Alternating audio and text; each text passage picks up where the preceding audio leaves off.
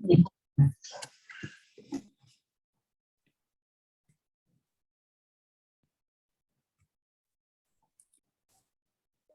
को प्रणाम। मिश्रा जी नमस्कार। हाँ। चलिए आर्या जी भी जुड़ गए हैं, बहुत बढ़िया। सबको बहुत बहुत नमस्कार। शांति जी जुड़ी हैं जी, सब, बहुत बहुत प्रणाम सभी को, नमस्कार। और अवनीश जी, हाँ अपने हिसाब से शुरू कर दीजिए आप टाइम से, ठीक है? लोग जुड़ते जाएंगे जिससे कार्यक्रम समय पर समाप्त हो हमारा, ठीक है?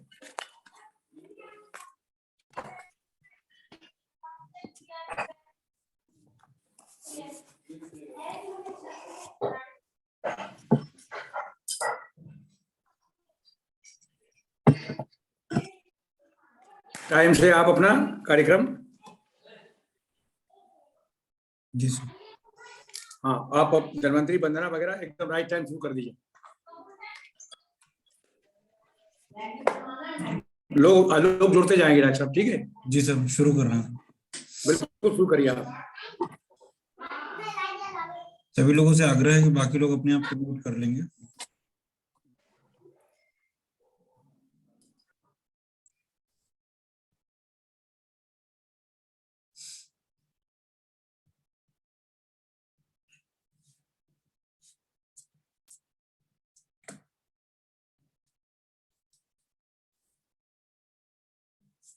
सभी को प्रणाम। जैसा कि आज विश्व मधुमेह दिवस है, वर्ल्ड डायबिटीज डे, 14 नवंबर को ये हर वर्ष मनाया जाता है। तो इस अवसर पे आज ये कार्यक्रम लेके हम आपके बीच में आए हैं। विश्व आयुर्वेद मिशन के द्वारा आयोजित इस कार्यक्रम में आप सभी का बहुत बहुत स्वागत करता हूं मैं। हमारे बीच में आज इस कार्यक्रम के ऑर्गेनाइजिंग चेयरपर्सन के रूप में professor GS. Tomar sir, president विश्व आयुर्वेद मिशन, हमारे साथ जुड़े हुए हैं। सर आपका बहुत बहुत स्वागत करता हूं मैं। गेस्ट स्पीकर के रूप में हमारे साथ जुड़े हुए हैं professor N K Agarwal sir, department of endocrinology and metabolism, associate dean research, IMS BHU। बहुत बहुत स्वागत है सर आपका। Professor KJ Singh sir, ophthalmologist, Motilal Nehru medical college Prayagraj, sir आपका भी मैं बहुत बहुत स्वागत करता हूँ इस कार्यक्रम में। Professor KR Kohli sir, farmer director Ayush Maharashtra, आपका भी इस कार्यक्रम में बहुत बहुत स्वागत है sir. Doctor Subodh Jain sir, senior diabetologist, Prayagraj का हर व्यक्ति आपको जानता है, सिर्फ प्रयागराज ही नहीं, आप विश्व प्रसिद्ध एक डायबिटोलॉजिस्ट हैं। आपका भी इस कार्यक्रम में मैं बहुत बहुत स्वागत करता हूं sir. Doctor DP Arya sir, जो कि सेक्रेटरी जनरल हैं विश्व आयुर्वेद मिशन के, आप भी इस कार्यक्रम में हमारे साथ जुड़े हुए हैं सर, आपका भी मैं बहुत बहुत स्वागत करता हूँ। गेस्ट स्पीकर के रूप में doctor Shanti Chaudhary ma'am, former research officer, Motilal Nehru medical college Prayagraj, आपका भी बहुत बहुत स्वागत है। गेस्ट स्पीकर के रूप में श्री भामनीकांत मिश्रा गुरु जी, योग गुरु हैं आप, वाराणसी से हमारे साथ जुड़े हुए हैं, मैं आपका भी बहुत बहुत स्वागत करता हूं। और मैं doctor Avnish Pandey, medical officer in-charge, government Ayurvedic hospital Ramapur Pratapgarh and joint secretary Vishwa Ayurveda mission, आप सभी का इस कार्यक्रम में बहुत बहुत स्वागत करता हूँ। जो लोग भी इस कार्यक्रम को अभी हमारे साथ जुड़ के देख रहे हैं या बाद में रिकॉर्डेड देखेंगे, आप सभी लोग का बहुत बहुत स्वागत करता हूं मैं। और किसी भी कार्यक्रम की शुरुआत करते हुए सबसे पहले हम सभी लोग आरोग्य के देवता भगवान धन्वंतरी की वंदना के साथ कार्यक्रम शुरू करते हैं। इसी कड़ी में सभी लोग अपने स्थान पर सीधे बैठ जाएंगे।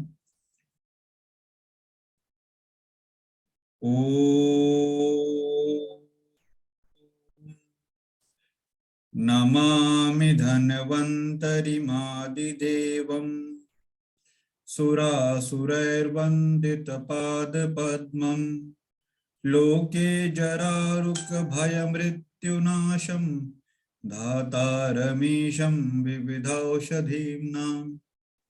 न त्वहं कामये राज्यं न स्वर्गं न पुनर्भवं, कामये दुःखतप्तानां प्राणिनामार्तिनाशनम्।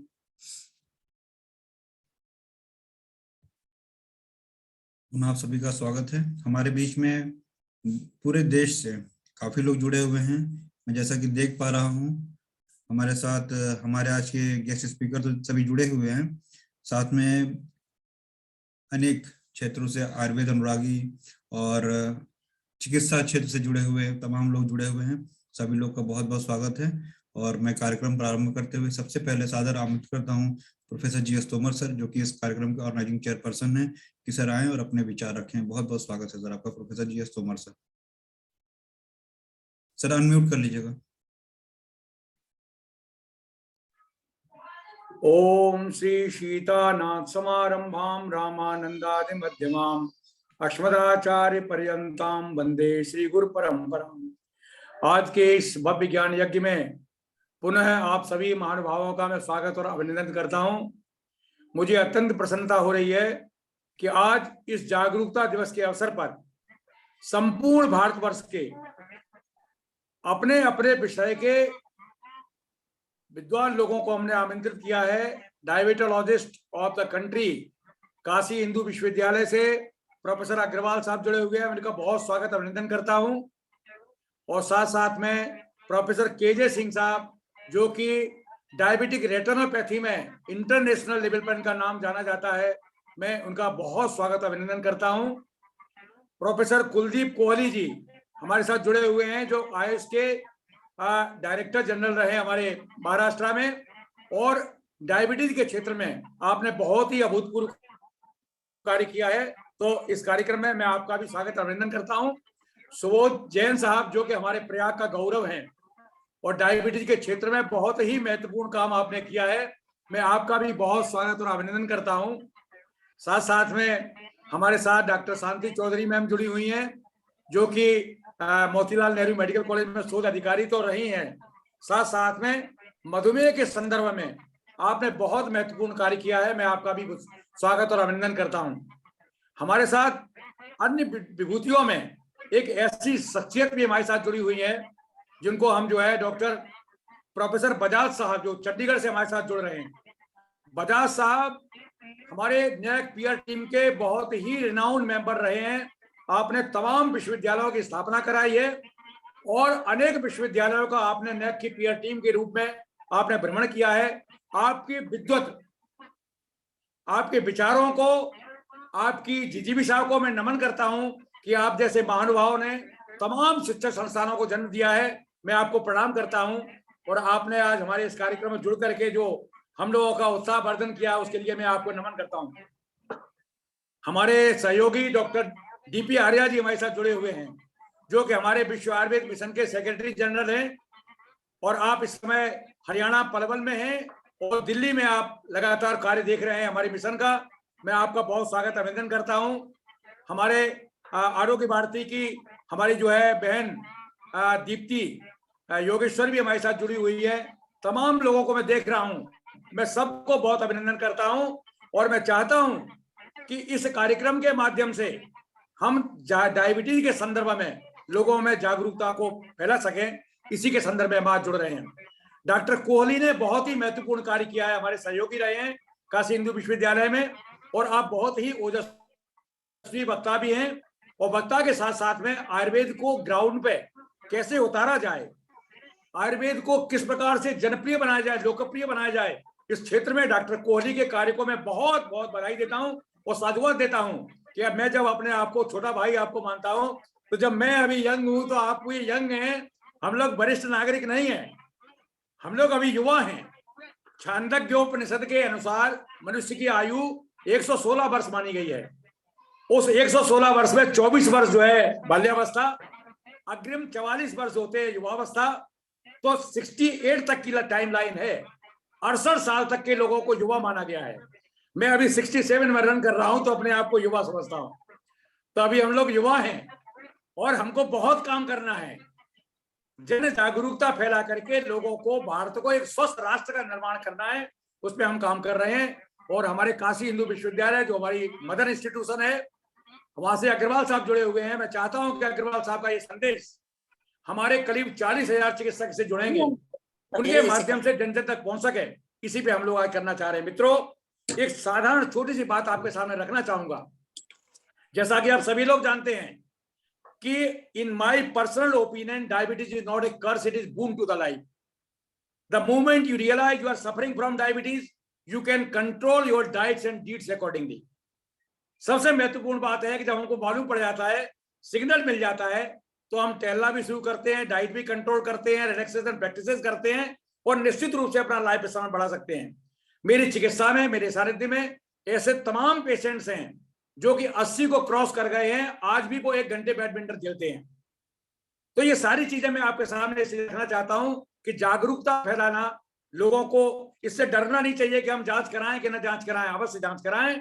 और डायबिटीज है तो डायबिटिक लाइफ स्टाइल जीना शुरू करें। हमारे प्रोफेसर कमलजीत सिंह साहब का एक अपना संदेश है नेत्र के संदर्भ में, आपको अगर पता है तो आप नियमित जांच कराएं, आंखों को भी आप सुरक्षित रख सकते हैं। तो my dear friends, it is not my own version, it is a version of WHO। In spite of sufficient glucose control with insulin and other oral hypoglycemic agents, its complications are inevitable। यही उद्देश्य है कि केवल diabetes में blood sugar को control कर लेना मात्र ही हमारा लॉजिक और हमारा उद्देश्य नहीं है, जिसमें कि सामान्य रूप से पेशेंट, पढ़ा लिखा रोगी हमारे पास आता है तो कहता है कि हमारा ब्लड शुगर तो कंट्रोल चल रहा है। तो ब्लड शुगर कंट्रोल होना ही मात्र हमारा लॉजिक नहीं है। To maintain the integrity of the vital parts which are particularly prone for the dreaded complications of diabetes, because there is not a single part of the body, right from brain to kidney, which is not susceptible for the dreaded complications of diabetes sooner or later। तो dear friends, हमारा उद्देश्य इसीलिए सर्वांगीण चिकित्सा, holistic approach देना है diabetes के patients में। As you all are aware, diabetes is a life style related diseases, life style. तो we will have to amend our life style, इसको बदलने की जरूरत है और यही हमको करना चाहिए।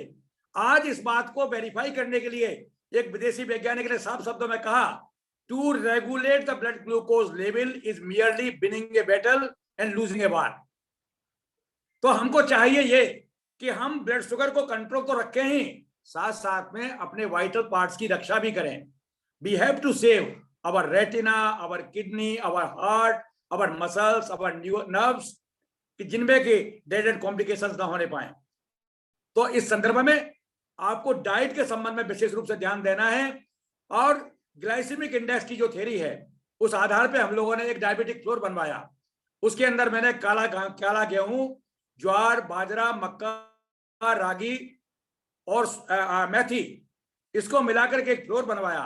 और उससे बनी हुई चपाती को, 6 इंच की चपाती जो उससे आप लेंगे, जिसमें कि सामान्य रूप से गेहूं की चपाती में जो 80 कैलोरीज मिलती हैं 6 इंच व्यास की एक रोटी में, और उस रोटी में आपको यू विल गेट 37 कैलोरीज।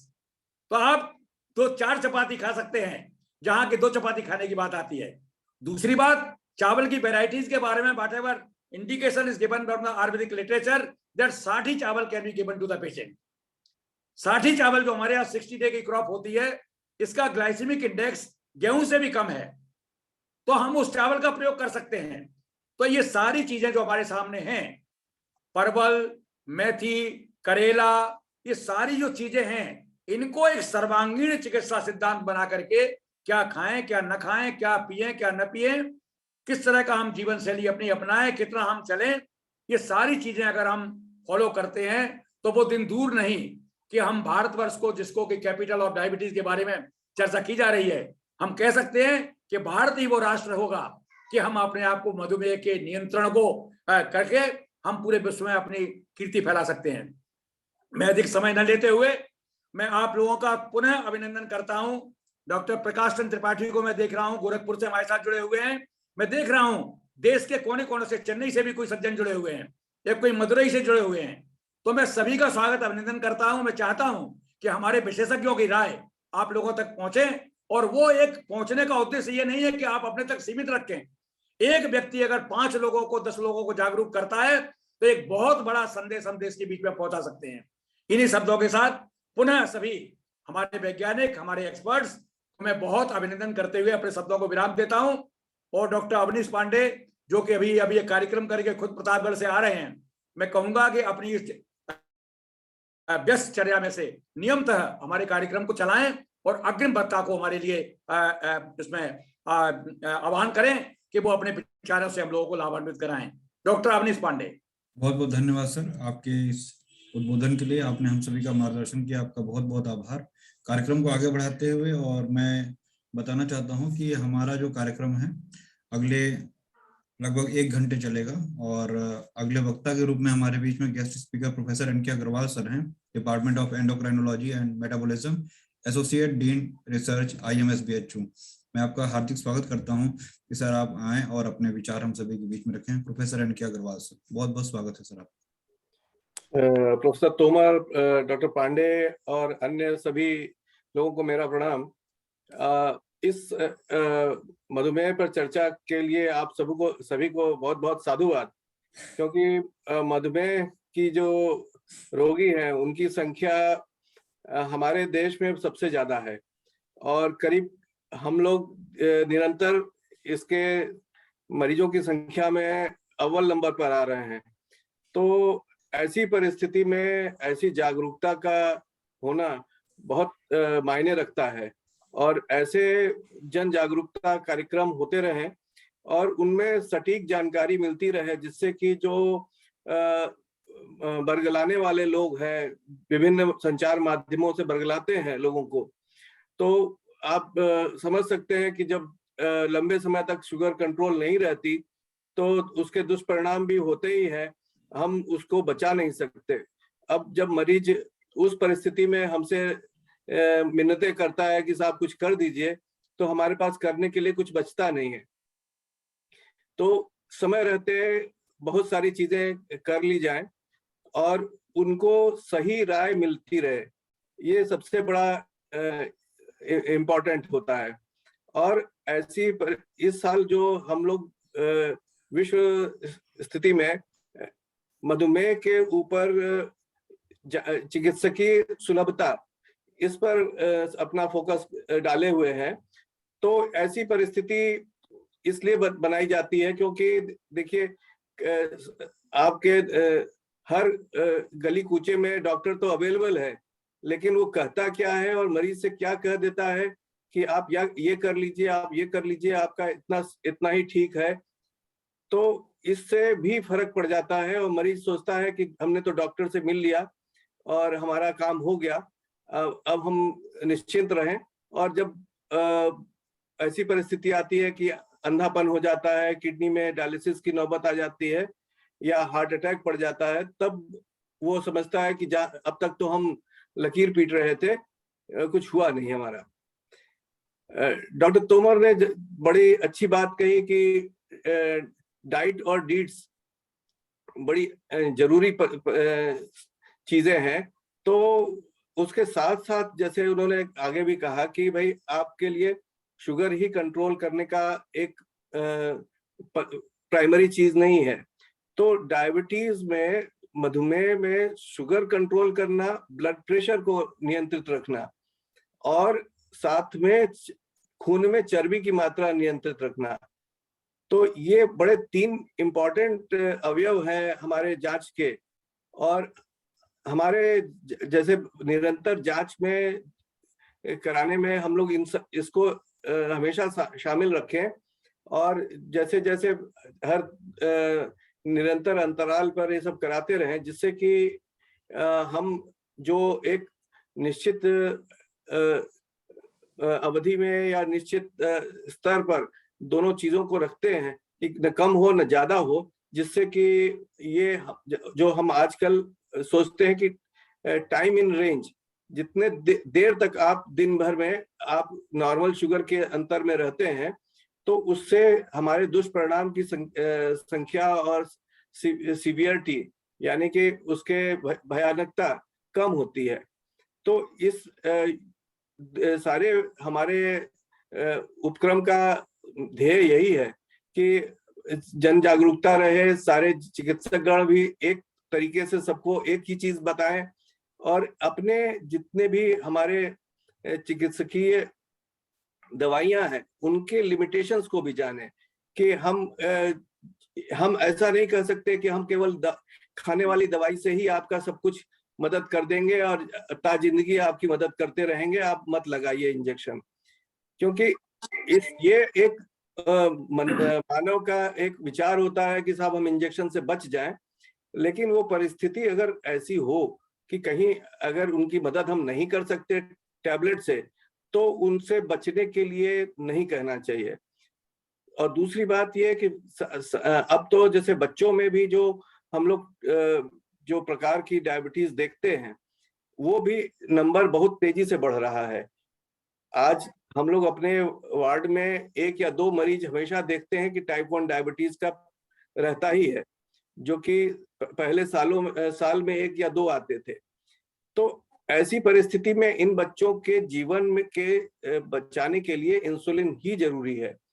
तो सबको राय जो मिले वो सिंपल और सटीक होनी चाहिए, जिससे कि इनका हमारा ध्येय केवल मधुमेह और मधुमेह के दुष्परिणाम को बचाने का होना चाहिए।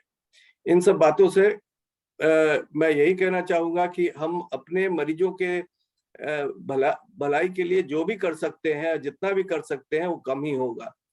आप सभी का बहुत बहुत धन्यवाद। बहुत बहुत धन्यवाद प्रोफेसर अग्रवाल साहब, आपने बहुत महत्वपूर्ण बात कही कि चिकित्सक का परामर्श बहुत महत्वपूर्ण है और each and every system of medicine has got its own strength and limitations.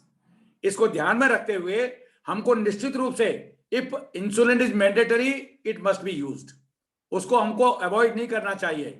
और अगर हम इसको अवॉइड करते हैं तो we are inviting the dreaded complications in our body. तो ये बहुत महत्वपूर्ण बात है। और आपने जो कहा कि because of the changing in lifestyle, westernisation जो हो रहा है, डिब्बाबंद खाद्य पदार्थ, नूडल्स, पिज्जा और बर्गर की शैली जो आ गई है, उसके चलते बच्चों में चॉकलेट्स की प्रवृत्ति, ये बच्चों में जो डायबिटीज हो रही है, ये प्रोवोकेटिंग फैक्टर भी है, जिसकी वजह से आज बच्चों में मोटापा भी देखने को मिल रहा है। मैं अमेरिका में मेरा व्याख्यान था, मैंने देखा every third American is overweight. That's why osteoarthritis is very common epidemic. हर तीसरे आदमी में आपको ओस्टियोआर्थराइटिस के सिम्टम्स मिल रहे हैं, बच्चों में मिल रहे हैं। तो ये लाइफ स्टाइल में जो चेंज हुआ है उसको हमको निश्चित रूप से कुछ बदलना होगा। और इन्हीं शब्दों के साथ मैं बहुत बहुत आपको धन्यवाद देना चाहता हूं कि आपकी मंत्र के रूप में आपने जो राय दी है कि हमको अवॉइड नहीं करना है, if insulin is mandatory you have to use it. और अगर आपको ओरल ग्लाइसेमिक इंडेक्स दवाएं से काम चल सकता है तो उनका हम प्रयोग करें। तो ये सारी चीजों को राय लेकर के चिकित्सक की हम आगे चलेंगे तो निश्चित रूप से मधुमेह से हम अपने आप को बचा सकते हैं। मेरा मानना है कि 1 पीस मिठाई का खाना उतना नुकसानदायक नहीं है जितना 1 पीस मिठाई का खाने के बाद सोचना है, because stress is equally important. ये डायरेक्टली ग्लूकागॉन को बढ़ाती है और इंसुलिन को कम करती है। तो स्ट्रेस को कट डाउन करिए, रिलैक्सेशन प्रैक्टिस करिए। मैं आज पुनः अभिनंदन करता हूं एक ऐसे महानुभाव का जो कि हमारे योगा गुरु हैं प्रोफेसर भामिनीकांत मिश्रा जी, जो कि योग के संदर्भ में रिलैक्सेशन प्रैक्टिसेज और डायबिटीज में जिन योगासनों का लाभकारी प्रभाव है उसके बारे में हमारे साथ चर्चा करेंगे। उनका भी मैं बहुत बहुत स्वागत अभिनंदन करता हूं। डॉक्टर अवनीश जी, अग्रिम वक्ता को आमंत्रित करें। डॉक्टर अवनीश जी। सर अभी जो सर का वक्तव्य आया doctor N K Agarwal sir का, सर एक बहुत बढ़िया बात सर ने कही जो कि आज की मुख्य समस्या है। सर इस पे मैं आपकी राय जानना चाहूंगा। यूनिफॉर्मिटी नहीं है, जितने वैद्य हैं सबके अलग अलग रिव्यू आते रहते हैं, डायबिटीज में ये लीजिए, डायबिटीज में ये लीजिए, और शायद जो पेशेंट होता है वो परेशान हो जाता है। वो जितनी चीजें उसको मिलती है वो सब ये भी लाओ, वो भी लाओ, ये भी लाओ। तो ऐसी सिचुएशन में क्या करना चाहिए? मतलब कैसे उसको हम यूनिफॉर्मिटी एक ले आ सकते हैं? देखिए doctor Avnish ji, as far as the Ayurvedic concept is concerned, we have got the concept of Ayurveda as a individualized science. Individualized योग मासाम तो यो विद्या देश कालोपपादितम पुरुषम बीच सगेयो विश्वोत्तम। You have to analyse each and every individual, then you will have to decide the medication. उसे क्या देना है, लक्षणों को देख करके, उसकी प्रकृति को देख करके, इन सारी चीजों को देख करके आपको डिसाइड करना होता है। लेकिन एक पेशेंट को एक ही राय सब लोग दें, ये बहुत महत्वपूर्ण है। आपका कहना यह है कि रोगी आपके पास जाता है, अगर उसको मैंडेटरी ओरल हाइपोग्लाइसेमिक ड्रग्स है तो दिया जाए, इंसुलिन जरूरी है तो इंसुलिन दिया जाए, ऐसा नहीं है। एक्सपर्ट की राय कॉमन है according to the patient. Please invite next speaker doctor Avnish Pandey ji. Thank you sir. अब मैं कार्यक्रम को आगे बढ़ाते हुए मैं निवेदन करूंगा प्रोफेसर केजे सिंह सर से, जो कि आप थर्मोलॉजिस्ट हैं मोतीलाल नेहरू मेडिकल कॉलेज प्रयागराज में। और सर मैं आपको बहुत बहुत स्वागत करता हूं। कृपया अपने उद्बोधन से हम सभी को अनुग्रहित करेंगे। Professor K J Singh sir. K J Singh साहब बहुत अच्छे ऑप्थेल्मोलॉजिस्ट हैं और डायबिटिक रेटिनोपैथी पे अपने संक्षिप्त उद्बोधन में हम लोगों को लाभान्वित कराने का कष्ट करें। प्रोफेसर केजे सिंह साहब। सर अपने आप को अनम्यूट कर लीजिएगा। हाँ जी सर। जी हाँ कर लिया। ये हम शेयर कर सकते हैं स्क्रीन अपनी? जी एक सेकंड सर। जी सर। जी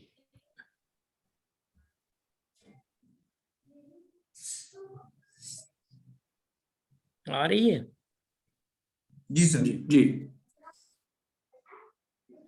तो फुल स्क्रीन। तो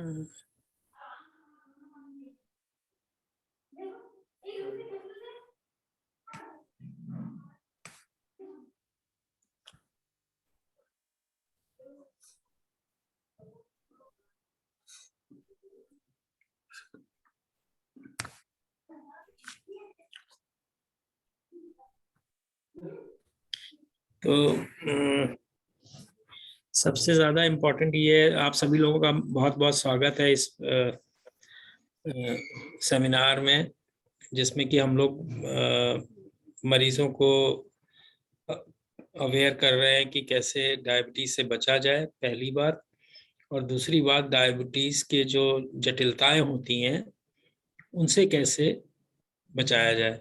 तो जैसा कि हम लोग सब लोग जानते हैं कि हर साल हम लोग आँख का एग्जामिनेशन कराने को कहते हैं, लेकिन वो संभव हो नहीं पाता है।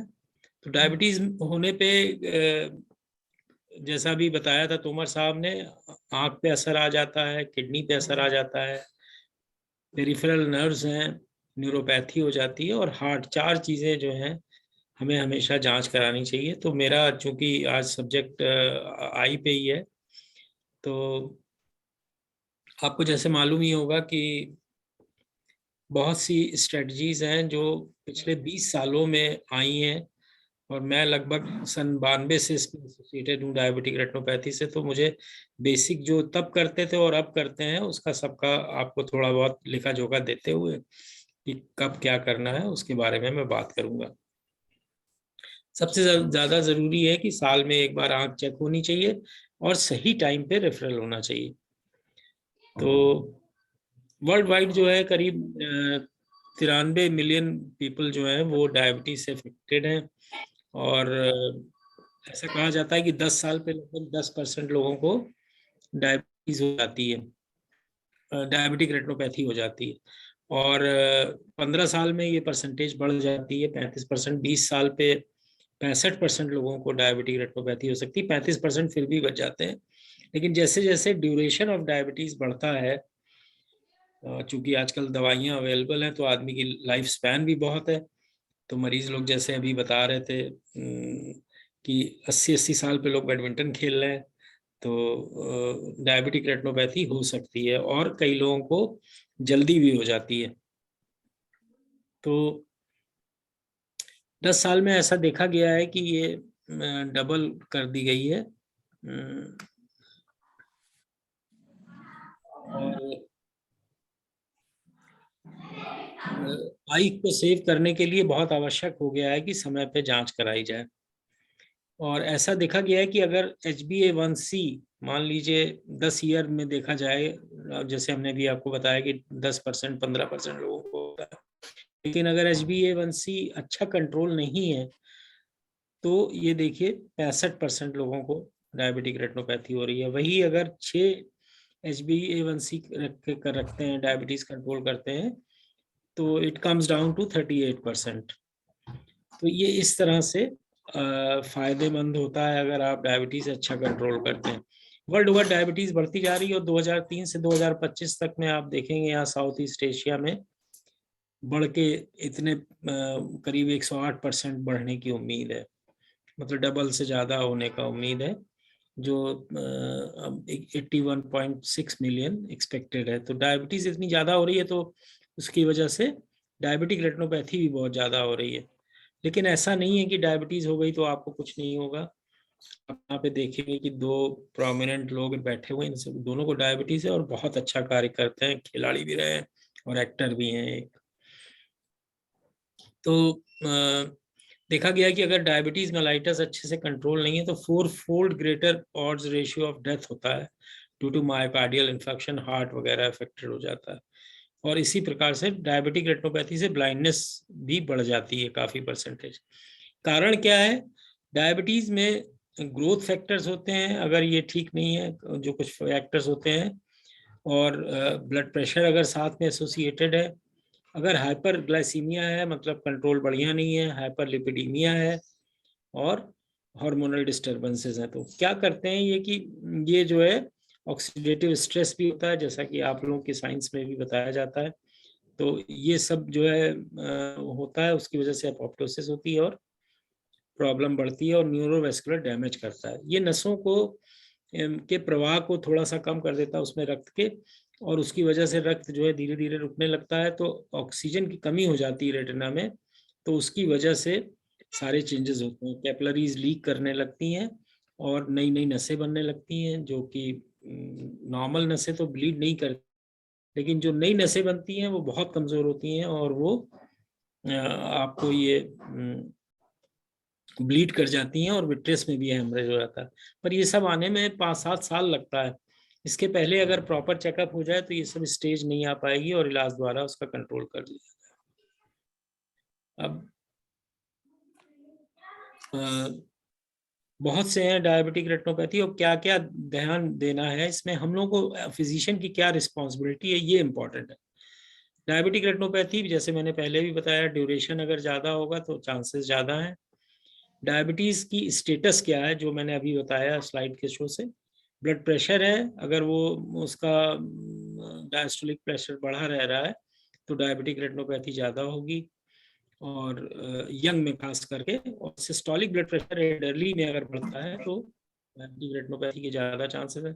कोई डायबिटिक अगर प्रेग्नेंट है तो उसको जल्दी डायबिटिक रेटिनोपैथी हो सकती है। जैसे कि मान लीजिए अगर नहीं है तो ऑनसेट हो सकता है डायबिटिक रेटिनोपैथी का, और अगर है डायबिटीज और रेटिना में चेंजेस हैं तो वो मतलब सीवियरिटी एकदम से बढ़ जाती है प्रेगनेंसी में, क्योंकि हार्मोनल चेंजेस होते हैं।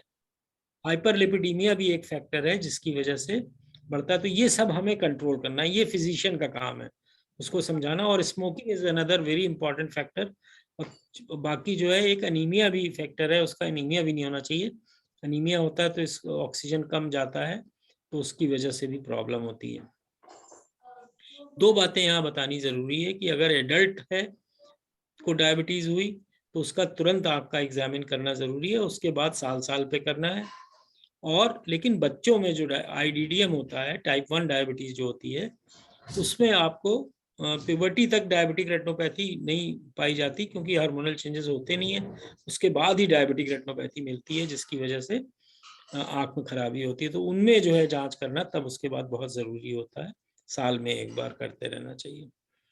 और 2 तरह की होती है डायबिटिक रेटिनोपैथी, एक नॉन प्रोलिफरेटिव होती है जो कि शुरू के स्टेज में होती है, दूसरा प्रोलिफरेटिव मतलब नई वेसल्स बनने लगती हैं, जो जैसे मैंने बताया कि वो लीक कर सकती हैं, तो वो होती हैं।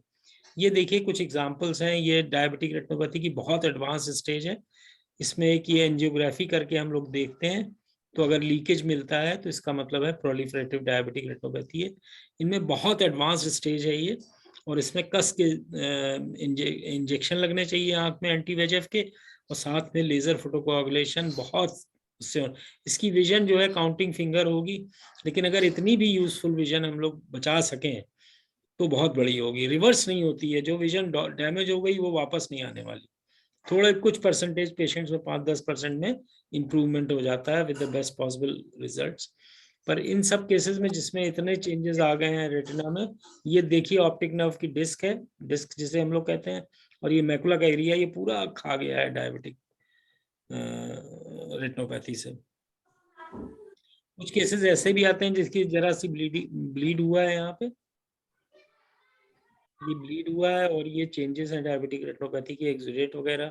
ये मैकुला पे अगर आप देखेंगे थोड़ा बचा हुआ, अगर ये मैकुला में अफेक्टेड नहीं है तो क्या होगा, इसमें हो जाने से विजन हो सकता है 6 रहे अगर मैकुला अफेक्टेड नहीं है, and that area is just 50 microns. तो अगर वो अफेक्टेड नहीं है तो विजन सही रहेगा, और चेंजेस देखिए इतने। तो इसलिए हम लोग कहते हैं कि साल में एक बार पुतली फैला के आंखों का पर्दे का जांच करना जरूरी है। जो अर्ली होते हैं उसमें विजन बहुत अच्छी होती है, जैसे इसमें लिखा है, लेकिन विजन अच्छे होने का मतलब ये नहीं कि उसका ट्रीटमेंट नहीं कर सके। ये देखिए चेंजेस हैं थोड़े बहुत, जो न्यू लीकेज हो रहा है यहाँ पे, तो इनको हम लोग लेजर कर सकते हैं, तो उनको भी करना पड़ सकता है even if the vision is 6. तो the patient has to report to us and then only we can do something about that.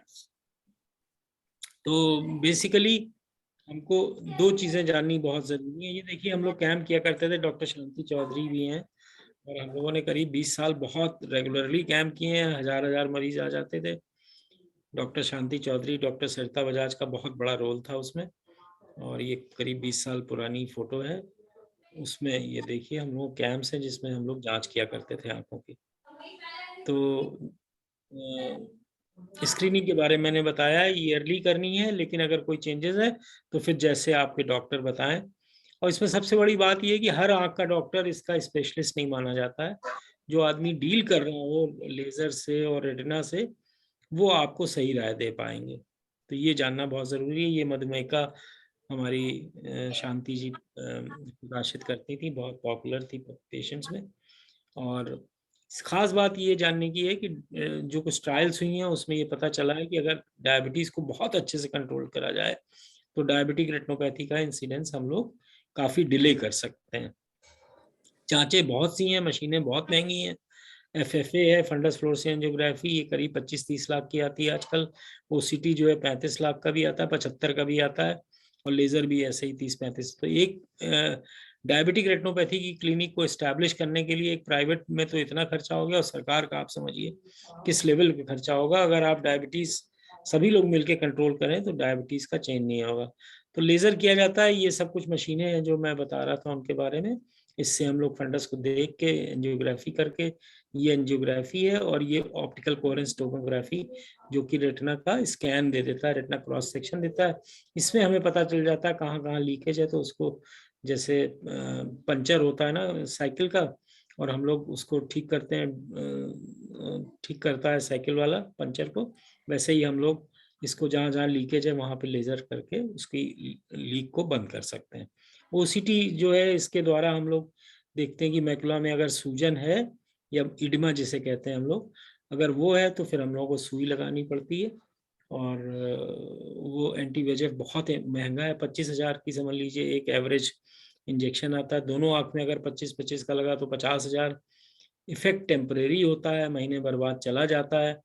तो आपको इंजेक्शन बार बार लगाने पड़ते हैं और अफोर्ड नहीं कर सकता। अच्छा खासा मिडिल क्लास आदमी इस ट्रीटमेंट को अफोर्ड नहीं कर पाता है, और इसलिए ब्लाइंडनेस होने का डर रहता है। अगर इस सब के बाद भी नहीं ठीक हुआ, विट्रेस हेमरेज हो गया और एकदम दिखना बंद हो गया, तो एक प्रोसेस होता है जिसे हम विट्रेक्टमी कहते हैं। वो कॉर्निया के 4 मिलीमीटर दूरी से जाके, उसके स्पेशलिस्ट हैं, उसके भी अलग स्पेशलिस्ट हैं, लोग 15-15 साल पढ़ते हैं तब ये काम कर पाते हैं, और विट्रेक्टमी की जाती है। लेकिन उसके बाद भी विजन लेजर करना ही पड़ता है, इंजेक्शन लगाना ही पड़ता है, और विजन बहुत इंप्रूव नहीं करती है, रिवर्स नहीं कर सकते हम लोग। कई बार थोड़ा बहुत काम चलाऊ विजन दे सकते हैं। तो बाकी जांचें करते रहना चाहिए। ये सब जांचें हैं, जैसे जैसे ये ट्रीट किया गया है। ये देखिए लेजर की शॉट, पूरी रेटिना को हम लोग चारों तरफ, ये तो ऊपर का ही एरिया दिख रहा है, इसको लेजर कर देते हैं जिससे कि ऑक्सीजन की डिमांड कम हो जाए। जब ऑक्सीजन की डिमांड कम होती है तो जैसे वो न्यू वेसल जो बनी है वो वापस जाने लगती है। वो बनती इसलिए करना, लेकिन डैमेजिंग होती हैं तो वो वापस जाने लगती हैं और मरीज को आराम मिलता है, हेमरेज नहीं होता। बेसिक एम है हेमरेज बचाना है। विजन तो अगर मैकुला ठीक हो गया तो रहेगा, नहीं तो फिर विजन कमी हो जाती है कई बार। और ये अल्ट्रासाउंड वगैरह कई बार करते हैं, हेमरेज हो जाता है तो उससे आइडिया लगता है कि ये देखिए ये लेंस है और ये विट्रियस का एरिया है, और ये इसमें ये ओपेसिटीज जो दिख रही हैं, ये इसका मतलब है कि इसमें ओपेसिटी है, हेमरेज हो सकता है। और ये रेटिना है, अगर ये पुल हो जाती है, कई बार इधर की तरफ पुल करने लगता है, हेमरेज लेयर बन जाती है, तो रेटिनल डिटैचमेंट हो जाता है। फिर बहुत एडवांस सर्जरीज हैं, इसको कहते ही एडवांस डिजीज ऑफ आई है। और विट्रेक्टमी करते हैं। ये देखिए पार्ट्स ये जो गए हुए हैं इसमें, ये 4 मिलीमीटर से 2 पोर्ट से जाके इसके अंदर का पहले ब्लड साफ करते हैं, फिर ये रेटिना है उसमें रेटिना में लेजर करते हैं और इंजेक्शन वगैरह लगाते हैं। तो बेसिकली हम लोग को ये जानना जरूरी है कि ग्लाइकोसिलेटेड हीमोग्लोबिन को 7 ग्राम% से कम रखें, ब्लड प्रेशर 130-80 के बीच में हो, रीनल स्टेटस भी बहुत इंपॉर्टेंट। अगर एल्ब्यूमिनूरिया हो रहा है तो फिर चांसेस बढ़ जाते हैं, तो उसको भी कंट्रोल रखना है। प्रोटीन की डाइट वाइट कम करनी है, हर समय ज़रूरी नहीं है कि हम लोग प्रोटीन दे के कैलोरीज बचाएं। और कोलेस्ट्रॉल टू HDL रेशियो <4 होना चाहिए, जो हाइपरलिपिडीमिया को ठीक करने के लिए। और साल में एक बार फंडस एग्जामिनेशन जरूरी है। ये लक्षण रहित बीमारी है, और आती है तो समझ लीजिए कि एडवांस स्टेज पे हो गई है।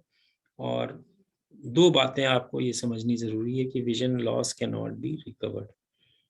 सो that is what I wanted to discuss with you all. और ये सब अगर हम लोग ध्यान रखें, स्मोकिंग जरूर प्रिवेंट करनी है, तो हमारा जॉब ये है और हम लोग को ये करते रहना है, जिससे कि डायबिटिक रेटिनोपैथी कम हो और बीमारी कम फैले। धन्यवाद।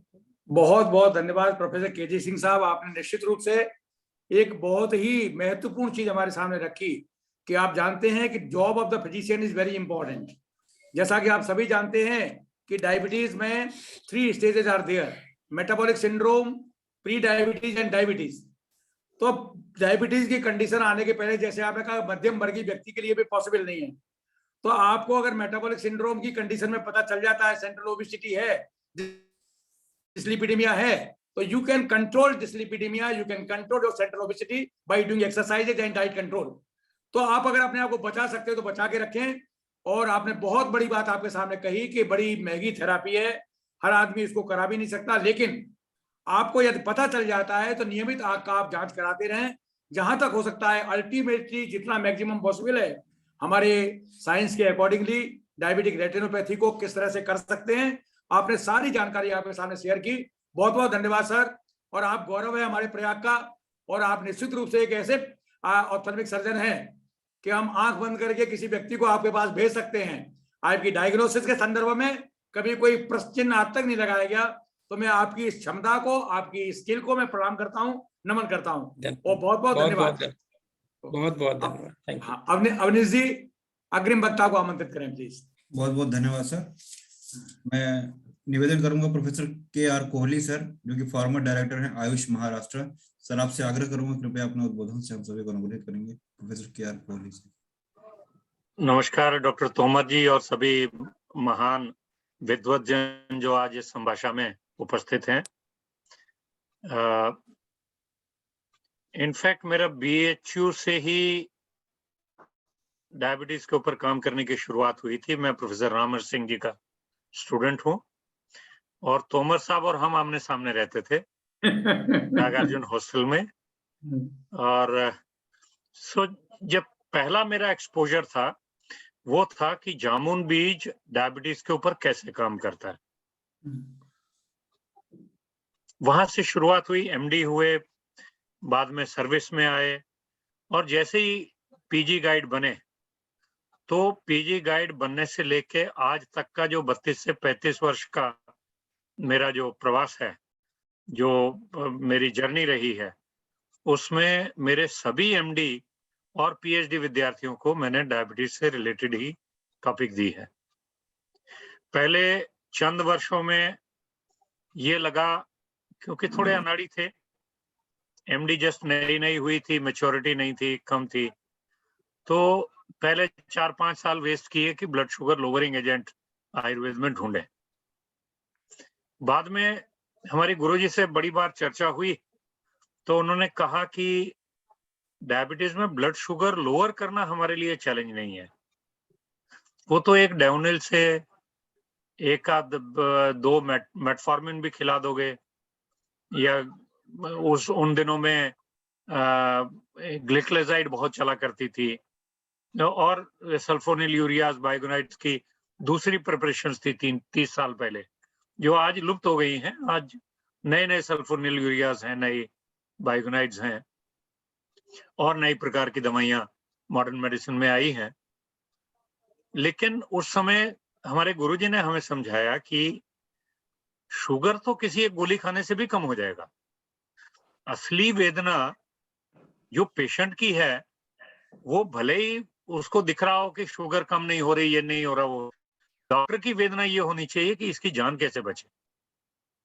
किसी भी डायबिटिक की जान कभी शुगर बढ़ने या कम होने से नहीं होती है, other than those exceptional cases where you have a lot of hypoglycaemia leading the patient into, और वो भी औषधियों से ही होता है, बिना औषधि के तो हाइपोग्लाइसेमिया भी नहीं होता है।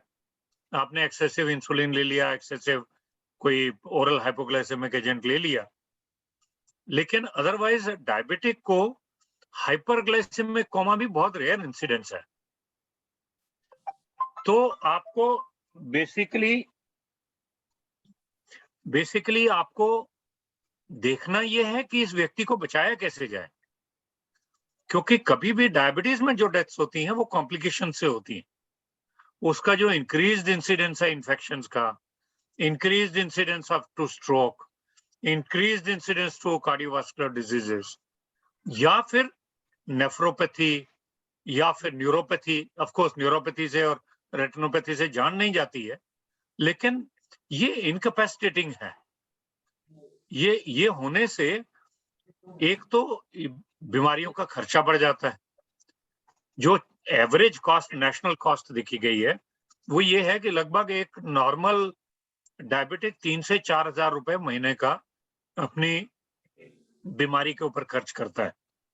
वही जब कॉम्प्लिकेशन कोई हो जाएगी, रेटिनोपैथी होगी, न्यूरोपैथी होगी, नेफ्रोपैथी होगी या दूसरे कोई कॉम्प्लिकेशंस हैं, तो उनमें वो लगभग या कोई इन्फेक्शन हो गई, कोई कार्बंकल हो गया, कोई डायबिटिक अल्सर हो गया, डायबिटिक फुट हो गया, तो इन चीजों में उसका जो खर्चा है लगभग 3 गुना बढ़ता है। तो ये बहुत बड़ा चिंता का विषय है, क्योंकि हम लोग बहुत अमीर देश नहीं है। अमीर देश दिखें भी, लोगों को आज भारत ने यूके को पछाड़ दिया है, 5th बिगेस्ट इकोनॉमी हो गई है। इसका मतलब ये नहीं है कि गरीब आदमी के पास बहुत पैसा आ गया। शायद अमीर बहुत अमीर हुआ है, गरीब बेचारा अभी भी गरीब है। अगर आप पॉपुलेशन देखें, जब हम लोग पढ़ते थे तब ये कहा जाता था ये अमीरों की बीमारी है, लेकिन आज मेरा एक स्टूडेंट नंदुरबार डिस्ट्रिक्ट में, धुलिया के पास में नंदुरबार डिस्ट्रिक्ट है, प्री डायबिटीज पे गवर्नमेंट ऑफ इंडिया का एक प्रोजेक्ट कर रहा है। मैं प्रिंसिपल इन्वेस्टिगेटर हूं उसका। पता लगा कि ट्राइबल्स में ये बीमारी और भी ज्यादा है। हमको लगता था ज्यादा खाने से, एक्सरसाइज नहीं करते। अरे भाई, ट्राइबल्स तो बहुत एक्सरसाइज करते हैं, पूरा दिन चलते रहते हैं। शायद क्या हुआ है कि जो अभी जो नए समाज का विकास हो रहा है, जहां टेलीविजन, फ्रिज, गाड़ी, हर सुख सुविधा व्यक्ति के पास आ रही है, उसका गाना बजाना बहुत सारा टीवी के ऊपर चल रहा है, मोबाइल के ऊपर एडवर्टाइजमेंट्स आ रही हैं। ये दोनों चीजों का पेनिट्रेशन दूर से दूर हुआ है, ट्राइबल में भी हुआ है और जितना रिमोटेस्ट विलेज है उसमें भी हुआ है। तो इससे प्रॉब्लम क्या हुई है कि एस्पिरेशंस उनकी भी हैं, वो भी ह्यूमन बीइंग्स हैं, तो उनकी शायद एस्पिरेशंस बढ़ी है। तो कहने का अभिप्राय यह है कि डायबिटीज जितना अमीरों में कॉमन है, उतना ही गरीबों में भी कॉमन है, ट्राइबल्स में भी उतना ही कॉमन है। तो इसलिए इसको लाइटली नहीं लेना चाहिए।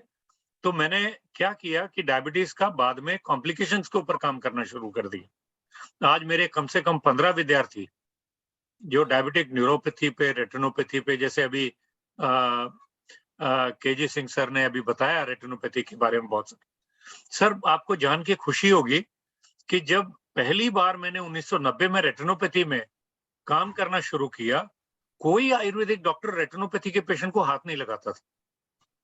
रेटिनोपैथी का नाम सुना तो बोल देता था जाओ ऑप्थेल्मोलॉजिस्ट के पास जाओ। अरे भाई, अगर उधर से कुछ नहीं हो रहा है, उसकी चॉइस आयुर्वेद की है, तो कम से कम अटेंड तो करो। हम लोगों ने ऑप्थेल्मोस्कोप खरीदा, हैंड हेल्ड ऑप्थेल्मोस्कोप, आपको मालूम है पहले आए थे, लेकिन मैं आयुर्वेदिक डॉक्टर हूं, मेरे स्टूडेंट्स आयुर्वेदिक डॉक्टर, वो सिखाएगा कौन? तो हम लोगों ने टाई अप किया, एक नेत्र दृष्टि सेंटर है यहाँ पे, दृष्टि रेटिना सेंटर। आपको शायद डॉक्टर वत्सल पारिक यहाँ बहुत फेमस है, दृष्टि उनका अपना मुंबई में बहुत बड़ा नर्सिंग होम है, बहुत उनके ऑपरेशंस भी बहुत होते हैं रेटिना में, और आंख में बहुत बड़ा काम है उनका। तो उनसे हम लोगों ने संपर्क किया। हम अपने पेशेंट्स को पोदार हॉस्पिटल से गाड़ी में टैक्सी करते थे, बिठा के इकट्ठे 5-6 पेशेंट को ले जाते थे। उन दिनों एफएफए भी नहीं करते थे वो कहते थे फंडोस्कोप मेरा काफी है, उसी से आप करो। तो हमारी जो इनिशियल स्टडीज थी वो फंडोस्कोप पे थी। एफएफए करना भी उनको ये लग रहा था कि एक तो उसकी कॉस्ट बियर करना पेशेंट को मुश्किल पड़ता था, इवन फंडोस्कोप भी करते थे, उसके भी फोटोग्राफ्स लेना, क्योंकि उनकी कॉस्ट तो देनी ही पड़ती थी, because he was a private practitioner. उन्होंने फंडोस्कोप किया तो उसकी प्राइस तो देना पड़ेगा। तो हम लोगों ने बड़ी स्ट्रगल करके उनके पास टाई अप किया। हमारे विद्यार्थी यहाँ से पेशेंट्स पोदार हॉस्पिटल से दृष्टि में लेके जाते थे और वहां उनसे फंडोस्कोपी करते थे। Our initial studies were all fundoscopy based. मैंने बहुत बार उनसे चर्चा की कि FFA करें क्या। अभी जो लेटेस्ट कुछ रिसर्चेस हो रही हैं उसमें मैंने ये इनकॉर्पोरेट करने की कोशिश की है कि आप OCT भी लगाइए, OCT के बिना शायद अधूरा रहेगा काम। लेकिन बड़ी आप ये समझिए, जो हम लोगों ने सर काम किया, वसंत कुसुमाकर के ऊपर काम शुरू किया, क्योंकि वसंत कुसुमाकर में हम लोगों ने ये देखा कि एक गुलाब जल का बड़ा सारा प्रयोग उसमें हुआ और जो धातुएं उसमें है, इट्स अ मेटेलिक प्रिपरेशन।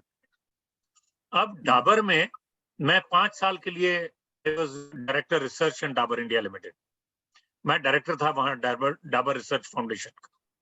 तो उसमें मैंने बहुत सारे गोल्ड कंपाउंड्स के एक्यूट और क्रॉनिक टॉक्सिसिटी स्टडीज 90 डेज वाली, कुछ 180 डेज वाली मैंने करवा के रख ली थी ऑन OECD गाइडलाइंस। तो मुझे मैं ये आश्वस्त था कि इसमें कोई प्रॉब्लम नहीं है, क्योंकि किसी MD या PhD विद्यार्थी को कहना कि आप इसकी टॉक्सिसिटी स्टडी करो, वो भी लॉन्ग टर्म, तो ये बड़ा खर्चीला काम है। आपका 25 से 30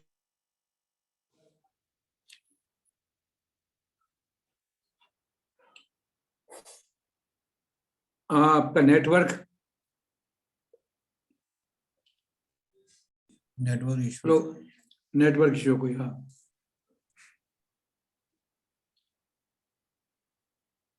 देखिए, वेट करेंगे ना, फिर नेक्स्ट बुलाइए। देखिए सर वेट कर रहे हैं।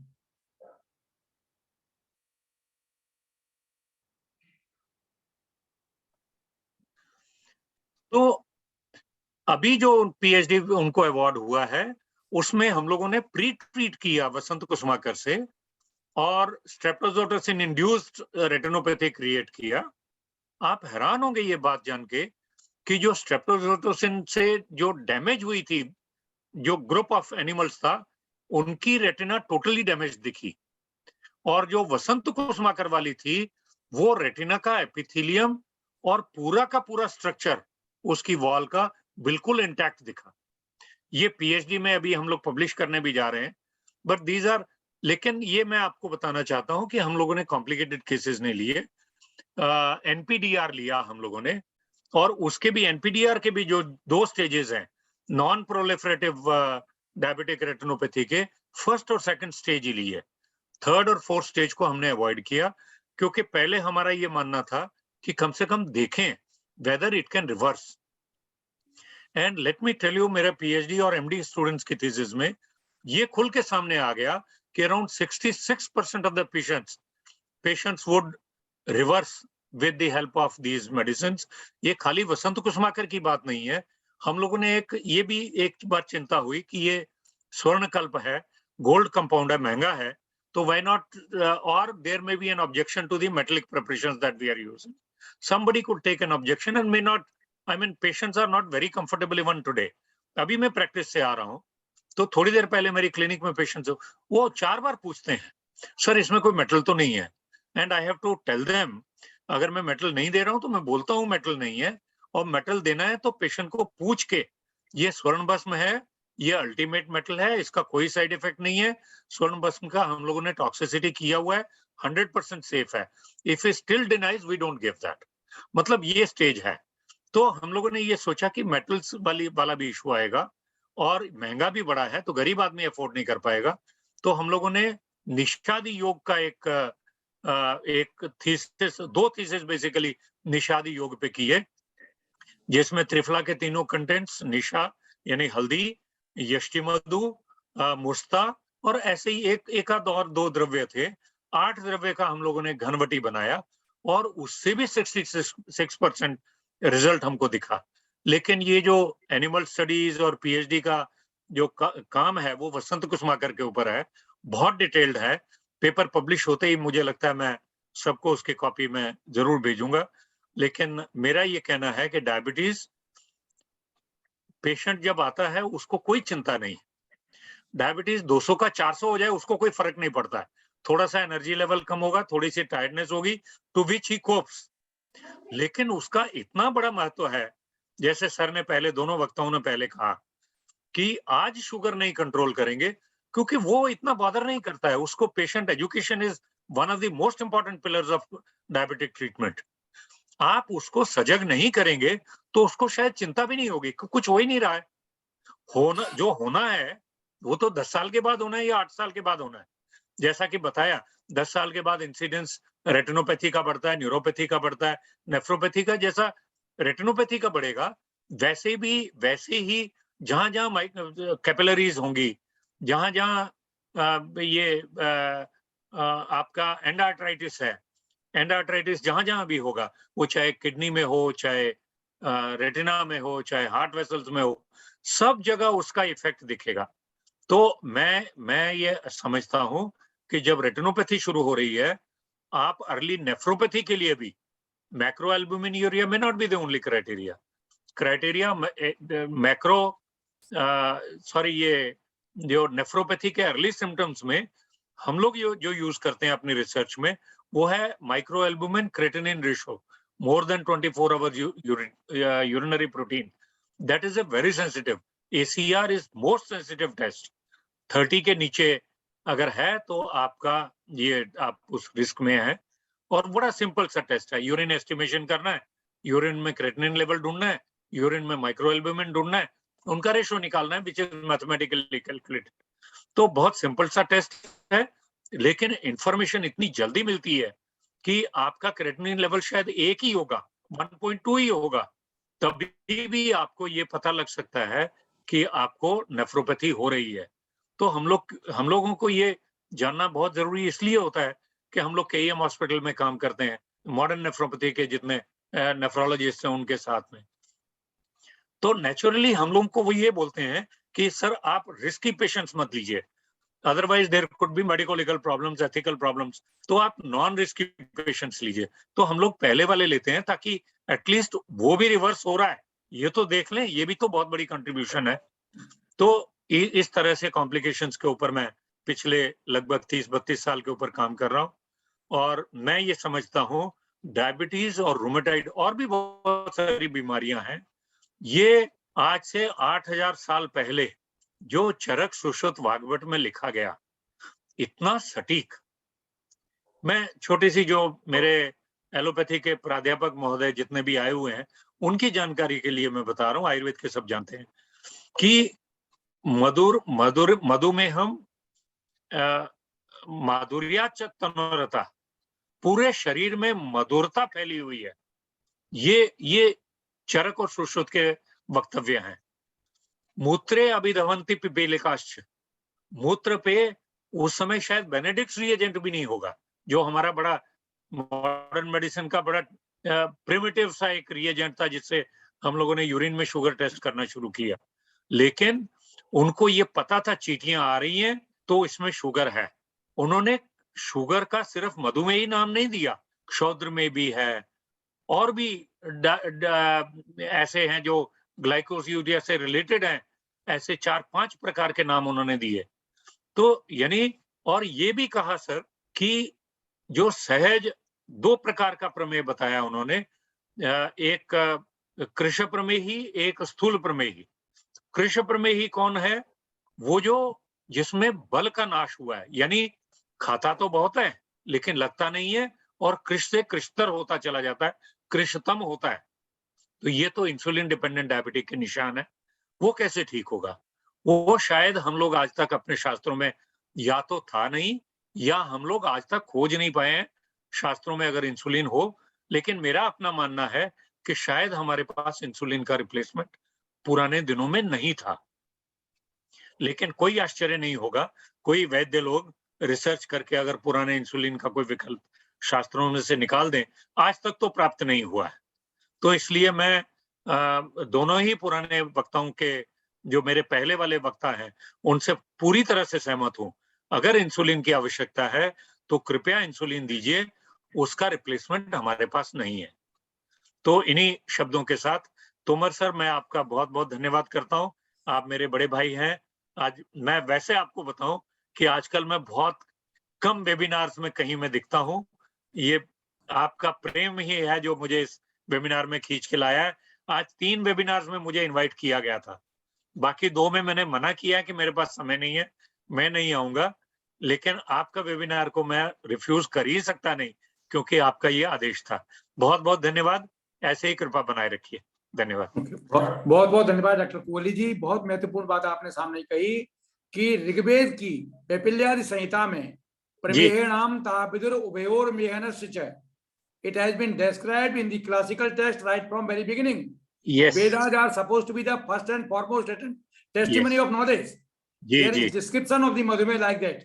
Correct. और ये सारी चीजें जो हमारी शो करती हैं कि पुरानी संहिताओं का जो ज्ञान है उसको हमको आज के परिदृश्य में हमको रिवाइव करने की जरूरत है, और क्या चीजों को हम कर सकते हैं जिससे कि पीढ़ी मानवता को हम लाभ पहुंचा सकें। आप जो काम कर रहे हैं बहुत सराहनीय है। मैं चाहता हूँ निरंतर इसी प्रकार से आप कार्य करते रहें, क्योंकि पीड़ित मानवता की सेवा करना हमारा धर्म है। बहुत बहुत धन्यवाद प्रोफेसर कोहली जी कि आपने समय निकाला। जी अवनीश जी आप अग्रिम वक्ता को आमंत्रित करें। धन्यवाद सर।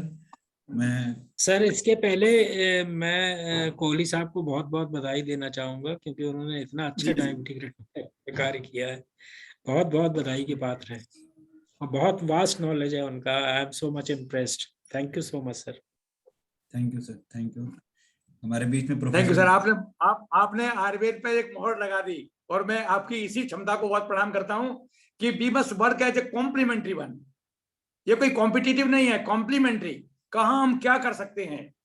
आप लोग कहते हैं कि डायबिटीज में अमेरिका में गया तो मेरा परिचय दिया गया कि doctor Tomar, I am introducing A professor from BHU who can treat diabetes with in 3 doses। तो मैंने कहा I am not a magician. Ayurveda में लिखा है न च सर्वे व्याधय भवन्ति उपायसाध्या न च सर्वे उपायसाध्यानां व्याधिनां अनुपायन सिद्ध्यस्ति। All the diseases are not curable. Even the curable disorders cannot be cured without proper investigation and approach.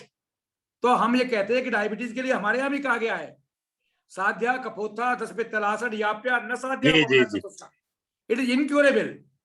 या बात मेहान प्रपूर मुक्ता बातोड़ बनानाम बेता क्रियासा बातें सुमेहे सतिकर्षता नाम कुप्पित साध्या प्रतिनाशिता। It is incurable.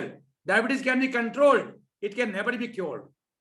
जात प्रमेही मधुमेहिनो व नसाद युक्त सही बीज सहज प्रमेय होता है, जो बीज दोषज है, हेरिडिटरी है। ये जो है जात प्रमेही असाध्य होता है। तो हमको अपनी लिमिटेशंस को हमारे आचार्यों ने दिया है। We must follow this principles. Thank you very much doctor Kohli जी।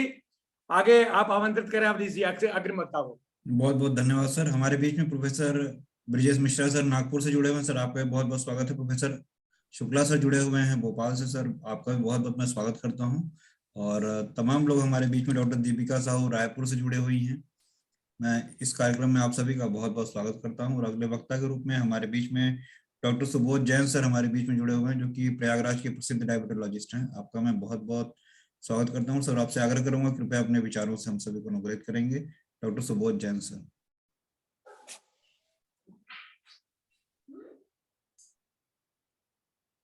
आप दिख रहे हैं?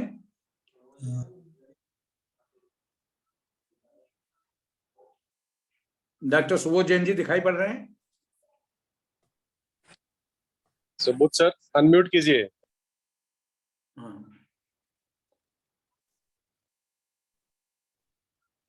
डॉक्टर सुबोध जैन जी दिखाई पड़ रहे हैं ना? नहीं सर, दिख तो नहीं रहा सर। आप अग्रिम वक्ता में मैं नेक्स्ट वक्ता को कॉल करता हूँ सर। आप एक बार उनसे फोन पे तब तक बात कर लीजिएगा। हाँ मैं बात कर रहा हूँ, शांति जी को बुलाइए। मैं आग्रह करूंगा हमारे बीच में डॉक्टर भामिनीकांत श्रीमान भामिनीकांत मिश्रा गुरुजी हैं, जो कि योगाचार्य हैं काशी से। और मैं आपसे आग्रह करूंगा कि इस महत्वपूर्ण दिन पे, जैसा कि आज विश्व मधुमेह दिवस है और मधुमेह में योग का बहुत बड़ा महत्व है, योग प्राणायाम बहुत ही महत्वपूर्ण है, तो आपसे आग्रह करूंगा गुरुजी की कृपया अपने विचारों से हम सभी को अनुग्रहित करेंगे। श्री भामिनीकांत मिश्रा जी, बहुत बहुत स्वागत है आपका। हरिओम। डॉक्टर तोमर जी आपको अपना प्रणाम और बाकी सभी वरिष्ठ लोगों को प्रणाम। अभी तक जो चर्चा हो रही थी इस डायबिटीज के बारे में, वो डायबिटीज की जितनी भी टेक्निकलिटी थी उसके बारे में चर्चा हो रही थी। योग जो जिस प्रकार से डायबिटीज को देखता है या डायबिटीज को समझने की कोशिश करता है, तो योग कहता है कि ये जितने भी ये शरीर का जो फंक्शन है, तो शरीर हमारी है, इस शरीर को योग जो है वो 5 कोशों की तरह से देखता है। सबसे पहले योग ये कहता है कि ये शरीर जो आप जो इस समय देख रहे हैं शरीर को, ये शरीर जो है ये अन्नमय से बना हुआ शरीर है। ये अन्नमय कोश है। और इस अन्नमय कोश में जो आपको डायबिटीज की जो परेशानी जो समझ में आती है, ये एक मिसकम्युनिकेशन है between the endocrine system and the nervous system. आपकी जो नर्वस सिस्टम है और आपकी जो एंडोक्राइन सिस्टम है, इसके बीच का जो कम्युनिकेशन है, ये कम्युनिकेशन की मिसबैलेंसिंग है, जिसकी वजह से ये डायबिटीज मैनिफेस्ट हो रही है आपके अंदर। तो योग इस बात को समझाने की कोशिश कर रहा है कि आपका पहले, सबसे पहले जो भी हम लोग जो एक स्पेशलिस्ट के तौर पे जो हम लोग जो चर्चाएं करते हैं, तो हम लोगों को सबसे पहले ये समझना है कि this body is not only a physical structure. ये केवल शरीर एक शरीर नहीं है, इस शरीर के अंदर जो है वो 5 शरीर और होते हैं। और जब तक हम अपने इस शरीर, फिजिकल शरीर के फंक्शंस को नहीं समझेंगे कि इसको फंक्शन कौन कर रहा है, कौन इसको चला रहा है, और इसकी जो चलाने की स्थिति है वो होती है प्राणों की वजह से। और योग शुद्ध रूप से एक विषय है प्राणों का, और इसीलिए योग कहता है कि यात्राएं जो होती हैं वो प्राणमय कोश से होती है। और जब तक आप लोग हम लोग सब लोग इस शरीर को अगर 5 तत्वों से नहीं समझेंगे और 5 कोशों से नहीं समझेंगे, तब तक हम लोग किसी भी डिजीज को इरेडिकेट करने के बारे में या डिजीज को हैंडल करने के बारे में नहीं समझ पाएंगे। डायबिटीज जो रोग है, ये एक शुद्ध रूप से जो है एक मेटाबॉलिक डिजीज लोग मानते हैं कि एक मेटाबॉलिज्म का डिजीज है। लेकिन मेटाबॉलिक डिजीज जो है ये इस मिसकम्युनिकेशन है आपकी नर्वस सिस्टम की, जो ब्रेन इंपल्स भेज रहा है और प्रॉपर टाइम में जो है वो आपके पेनक्रियास को इंफॉर्मेशन नहीं मिल पा रही है, जिसकी वजह से कि वो पेनक्रियास इंसुलिन को सिक्रीट नहीं कर पा रहा है प्रॉपर टाइम में, जिसकी वजह से कि डाइजेशन में जो है ये फर्मेंटेशन होगा, या तो डाइजेशन में जो शुगर कंटेंट होगा वो शुगर कंटेंट को बॉडी उसको डाइजेस्ट करेगी। तो योग क्या कह रहा है? योग ये कहता है कि आपकी बॉडी के अंदर जब आप कोई प्रैक्टिस करते हैं, अपनी साधना करते हैं, अपनी प्रैक्टिस पे जाते हैं योग के, तो योग आपके डायबिटीज को मैनेज कर सकता है। डायबिटीज पूरी तरह से मैनेजेबल है अगर आपका सिस्टम अगर बढ़िया से फंक्शन कर रहा है। और उस सिस्टम को फंक्शन करने के लिए हर लोगों को यह जानकारी होनी बहुत जरूरी है कि उनका शरीर केवल एक फिजिकल स्ट्रक्चर नहीं है। नॉर्मली क्या होता है कि हम लोग केवल अपने बॉडी को एक फिजिकल स्ट्रक्चर के तौर पे देखते हैं, और हमारा शरीर जो है ये 5 कोशों का शरीर है, और इन 5 कोशों में प्राणों का बहुत ही इंपॉर्टेंट रोल होता है। और प्राण, जब तक हम सारे लोगों को अपने प्राणों की जानकारी अगर नहीं है कि प्राण कैसे कैसे और किस एरिया में फंक्शन करते हैं, इसमें से 5 प्राण बहुत ही इंपॉर्टेंट होते हैं बॉडी के अंदर, जो अलग अलग दिशाओं में काम करते हैं। इसमें प्राण है, अपान है, उदान है, व्यान है, समान है। और इन 5 प्राणों का आप गीता में बहुत ही सुंदर इसमें इसका वर्णन है। गीता में, गीता के 14वें चैप्टर, चौथा जो उसका चैप्टर है, उसमें उसका 29 वर्सेस है उसका, उसमें भगवान कहते हैं अपाने जुहति प्राणम, प्राणम पान तथा परे, प्राणापान गतिरुद्वा प्राणायाम परायणा। वो कह रहे हैं कि शरीर में जो 5 प्राण हैं, इन 5 प्राणों में अगर कोई डेफिशिएंसी हो रही है, कोई अगर डेफिशिएंसी हो रही है, तो आपके अंदर कोई डिजीज मैनिफेस्ट होगा। जब तक ये 5 प्राणों का आपस में मिलन है, आपस में ये समावेश कर रहे हैं आपस में, तो आपके अंदर डिजीज मैनिफेस्ट नहीं हो सकता। और हम लोगों को सबसे पहले ये समझना है कि इन 5 प्राणों का फंक्शन अगर हम लोग रेगुलेट कर पाए और इन 5 प्राणों को सही दिशा में अगर हम लोग फ्लो करा पाए, तो हमारे शरीर में जो है वो डिजीज मैनिफेस्ट नहीं होता। और डायबिटीज जो है ये 3 मेजर फंक्शंस है हमारी बॉडी में, 3 मेजर चक्र है हमारे बॉडी में, जिसको मणिपुर चक्र कहते हैं, अनाहत चक्र कहते हैं, और विशुद्धि। इसके पहले जो हमारे जो वक्ता जी थे, कोहली जी, वो बहुत बढ़िया समझा रहे थे कि आयुर्वेद में जो तीनों फंक्शंस होते हैं, कफा, पित्ता एंड वायु, ये कफ, पित्त और वायु का जो फंक्शन होता है, उसमें योग ये मानता है कि हमारे बॉडी में जो मेजर फ्लैक्सेस हैं, मेजर जो फ्लैक्स होते हैं हमारी बॉडी में, वो 4 मेजर फ्लैक्सेस होते हैं। एक को कहते हैं सैक्रल फ्लैक्सेस, जो आपका स्वादिष्टान चक्र है। एक को कहते हैं सोलार फ्लैक्सेस, जो आपका मणिपुर चक्र है। एक को कहते हैं कार्डियक फ्लैक्सेस, और एक को कहते हैं सर्वाइकल फ्लैक्सेस। ये 4 मेजर फ्लैक्सेस हैं। अगर इन 4 मेजर फ्लैक्सेस पर अगर हम लोग बढ़िया से फंक्शन करें, तो हमें डिजीज नहीं हो सकती इस डायबिटीज की। डायबिटीज, उसके पीछे रीजन ये है कि डायबिटीज एक स्ट्रेस डिजीज है, डायबिटीज एक साइकोसोमैटिक डिजीज है, और ये साइकोसोमैटिक डिजीज को बैलेंस करने के लिए, उसको मैनेजेबल करने के लिए हमें योग की शरण में जाना ही होगा। और बिना योग के शरण में गए हम जो है अपने डिजीज को मैनेज नहीं कर पाएंगे, क्योंकि डिजीज कोई ऐसी चीज नहीं है कि जो डिजीज जो है वो जैसे आप कह रहे थे कि ट्राइबल लोगों को भी हो रहा है और अमीरों को भी हो रहा है। ट्राइबल और अमीरों को इसलिए हो रहा है, ट्राइबल लोगों को, अमीर लोगों को, क्योंकि वो संस्कार की डेवलपमेंट है। जैसे जैसे आपके संस्कार इवॉल्व हो रहे हैं, आज ट्राइबल लोगों के अंदर भी संस्कार इवॉल्व हो रहे हैं। इवोल्यूशन ऑफ जो संस्कार है उसकी वजह से आपको भी डिजीज हो सकता है जो ट्राइबल में है, क्योंकि वो लोग भी इवॉल्व कर रहे हैं। उस इवोल्यूशन प्रोसेस की वजह से जो मटेरियल लाइफ में जा रहे हैं बहुत ज्यादा, उनको भी डिजीज बहुत संभव है, क्योंकि स्ट्रेस मैनेज नहीं हो रहा है, उनसे भी स्ट्रेस मैनेज नहीं हो रहा है। और इन पूरे स्ट्रेस मैनेजमेंट के लिए योग क्या कहता है कि योग कहता है कि आपको जब तक इन पांचों प्राणों को आप मैनेज नहीं करेंगे बॉडी के अंदर के, आपका डिजीज इरेडिकेट नहीं करेगा, आपका डिजीज खत्म नहीं होगा। और इन पांचों प्राणों को मैनेज करने के लिए ही प्राणायाम एक विषय ऐसा होता है। अधिकांश लोग ये समझते हैं कि योगा स्टार्ट्स विद आसन, आसन केवल उसकी एक बिगिनिंग है। रियल योगा स्टार्ट्स आफ्टर प्राणायाम। कहते हैं हायर योगा स्टार्ट्स विद प्राणायाम। जब तक आप सारे हम लोगों को जब तक प्राण का विषय नहीं जानकारी होगी, आजकल नॉर्मल लोगों को प्रॉपर ब्रीदिंग करने नहीं आती, they don't know how to breathe. अगर आपको अपनी प्रॉपर ब्रीदिंग के बारे में नहीं जानकारी है तो आप कैसे प्राण को समझ पाएंगे। हम ब्रेथ को प्राण समझ रहे हैं, सबसे बड़ी गलती हम ये कर रहे हैं कि हम ब्रेथ को प्राण समझ रहे हैं, जबकि ब्रेथ जो है, जैसे हम लोग लकड़ी में अग्नि को देखते हैं, जैसे हम लोग तिल में तेल को देखते हैं, जैसे हम लोग दूध में घी को देखते हैं, वैसे ही हम लोग श्वास में प्राण को देखते हैं। प्राण मैनिफेस्ट होने वाली चीज है उस हमारी श्वास में से, और जब तक हम अपने प्राणों को सही ढंग से अपने बॉडी में मैनेज नहीं करेंगे तब तक कोई डिजीज को हम लोग खत्म नहीं कर सकते, ऐसा योग कहता है। और योग अब हमें यह समझाने की कोशिश कर रहा है कि इन पांचों प्राणों में जो चेस्ट के ऊपर प्राण बहती है उसको कहते हैं प्राणा, और जो नाभि के नीचे बहती है उसको कहते हैं अपान, और जो नाभि में बहती है उसको कहते हैं समान। तो ये अपवर्ड मूविंग फोर्स है आपका प्राणा। अपाना जो कहते हैं उसको कहते हैं डाउनवर्ड मूविंग फोर्स, और समानो कहते हैं लैटरल मूविंग फोर्स, और उदान को कहते हैं सर्कुलर मूविंग फोर्स, और व्याना को कहते हैं ऑल परवेसिव फोर्स। तो ये पांचों जो प्राण हमारे शरीर में अलग अलग दिशा में काम करते हैं, इन पांचों प्राणों में 3 मेन प्राण हैं। एक है प्राण जो आपके चेस्ट में मूव करता है, इसको आप लोग कहते हैं कि आपके कार्डियोवैस्कुलर सिस्टम का बहुत बढ़िया से मैनेजमेंट होना चाहिए। एक आप लोग कहते हैं कि आपकी जो है वो अपना एड्रिनल ग्लैंड जो है, जो आपका लोअर सेक्शन है, उसका बहुत ही बढ़िया से मैनेजमेंट होना चाहिए। आयुर्वेदा में और एलोपैथ में एक चीज बड़ा ही कॉमन है, वो लोग कहते हैं कि आपके नाभि जो आपका जो गोनाड एरिया है, जिसको एड्रिनल ग्लैंड के नाम से जानते हैं, एड्रिनल ग्लैंड को बहुत बढ़िया से मैनेज करने आना चाहिए, थाइमस ग्लैंड को बहुत ही बढ़िया से मैनेज करना आना चाहिए, और थायराइड को बहुत ही बढ़िया से मैनेज करना आना चाहिए। अगर ये तीनों ग्लैंड्स बढ़िया से फंक्शन कर रहे हैं तो आपके अंदर जल्दी कोई डिजीज मैनिफेस्ट नहीं होती है।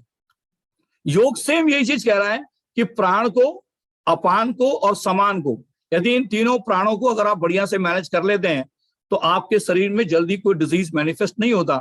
और डायबिटीज एक ऐसी बीमारी है जो बहुत ही इजीली मैनेजेबल है। लोग ये समझ रहे हैं डायबिटीज मैनेजेबल नहीं है, डायबिटीज कंप्लीटली मैनेजेबल है।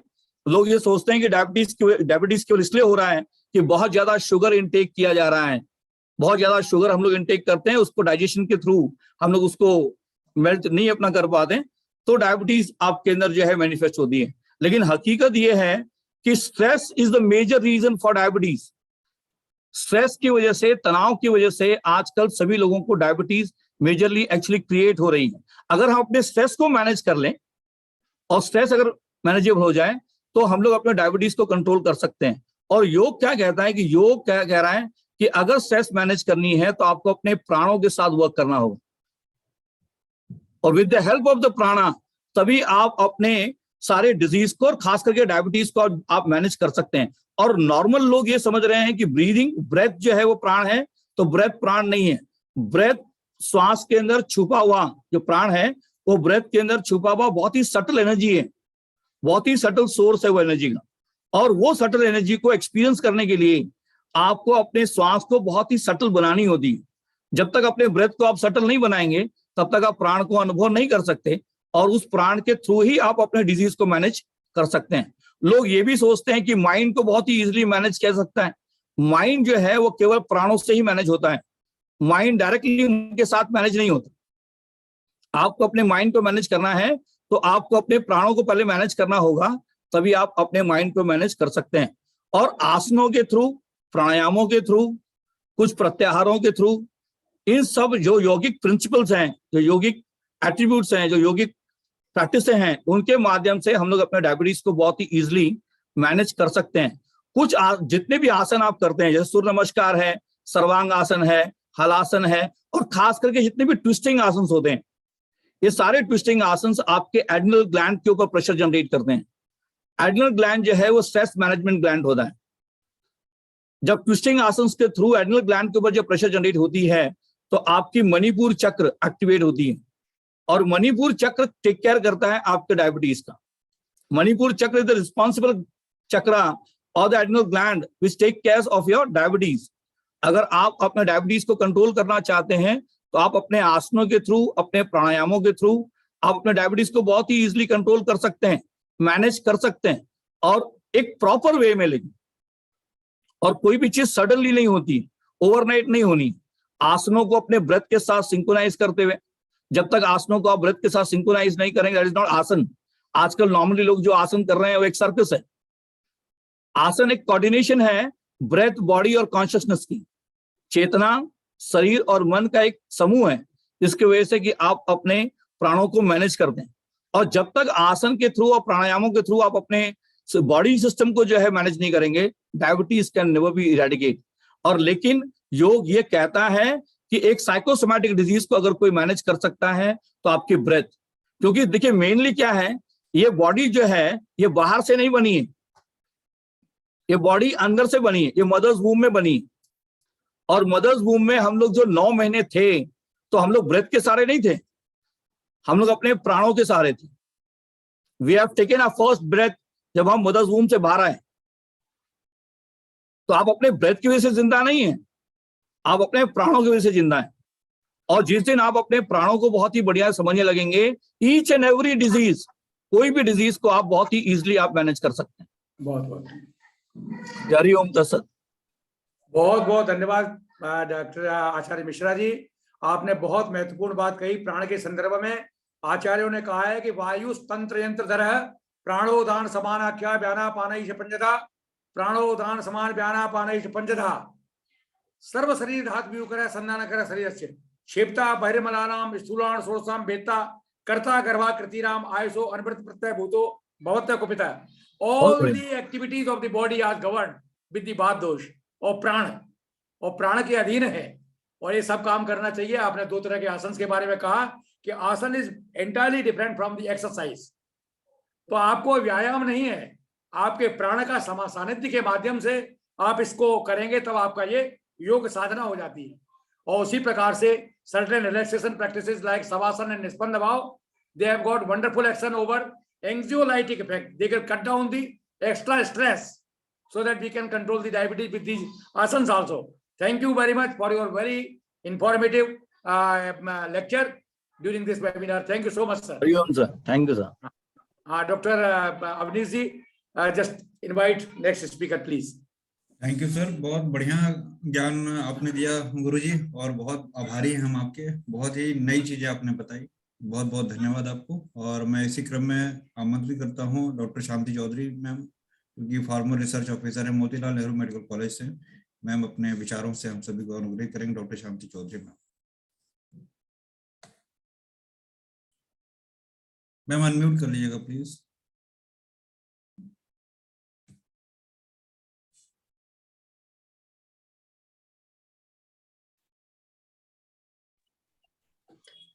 सबको मेरा प्रणाम।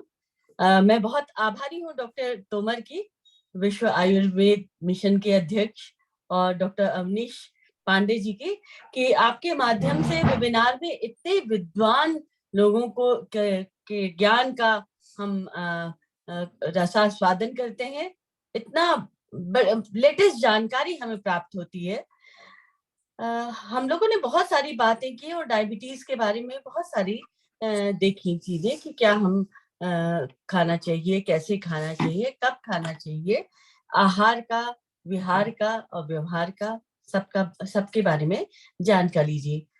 मुझे लगता है कि हमें जो चर्चा करनी चाहिए वो मिथ्या धारणाओं पे, कि क्या मिथ्या धारणाएं, और एक वाला पहलू जिस पे चर्चा नहीं हुई, टाइप 1 और टाइप 2 पे चर्चा काफी हुई, लेकिन गर्भावस्था के दौरान जो मधुमेह होता है उसके बारे में हम लोग ने चर्चा नहीं की।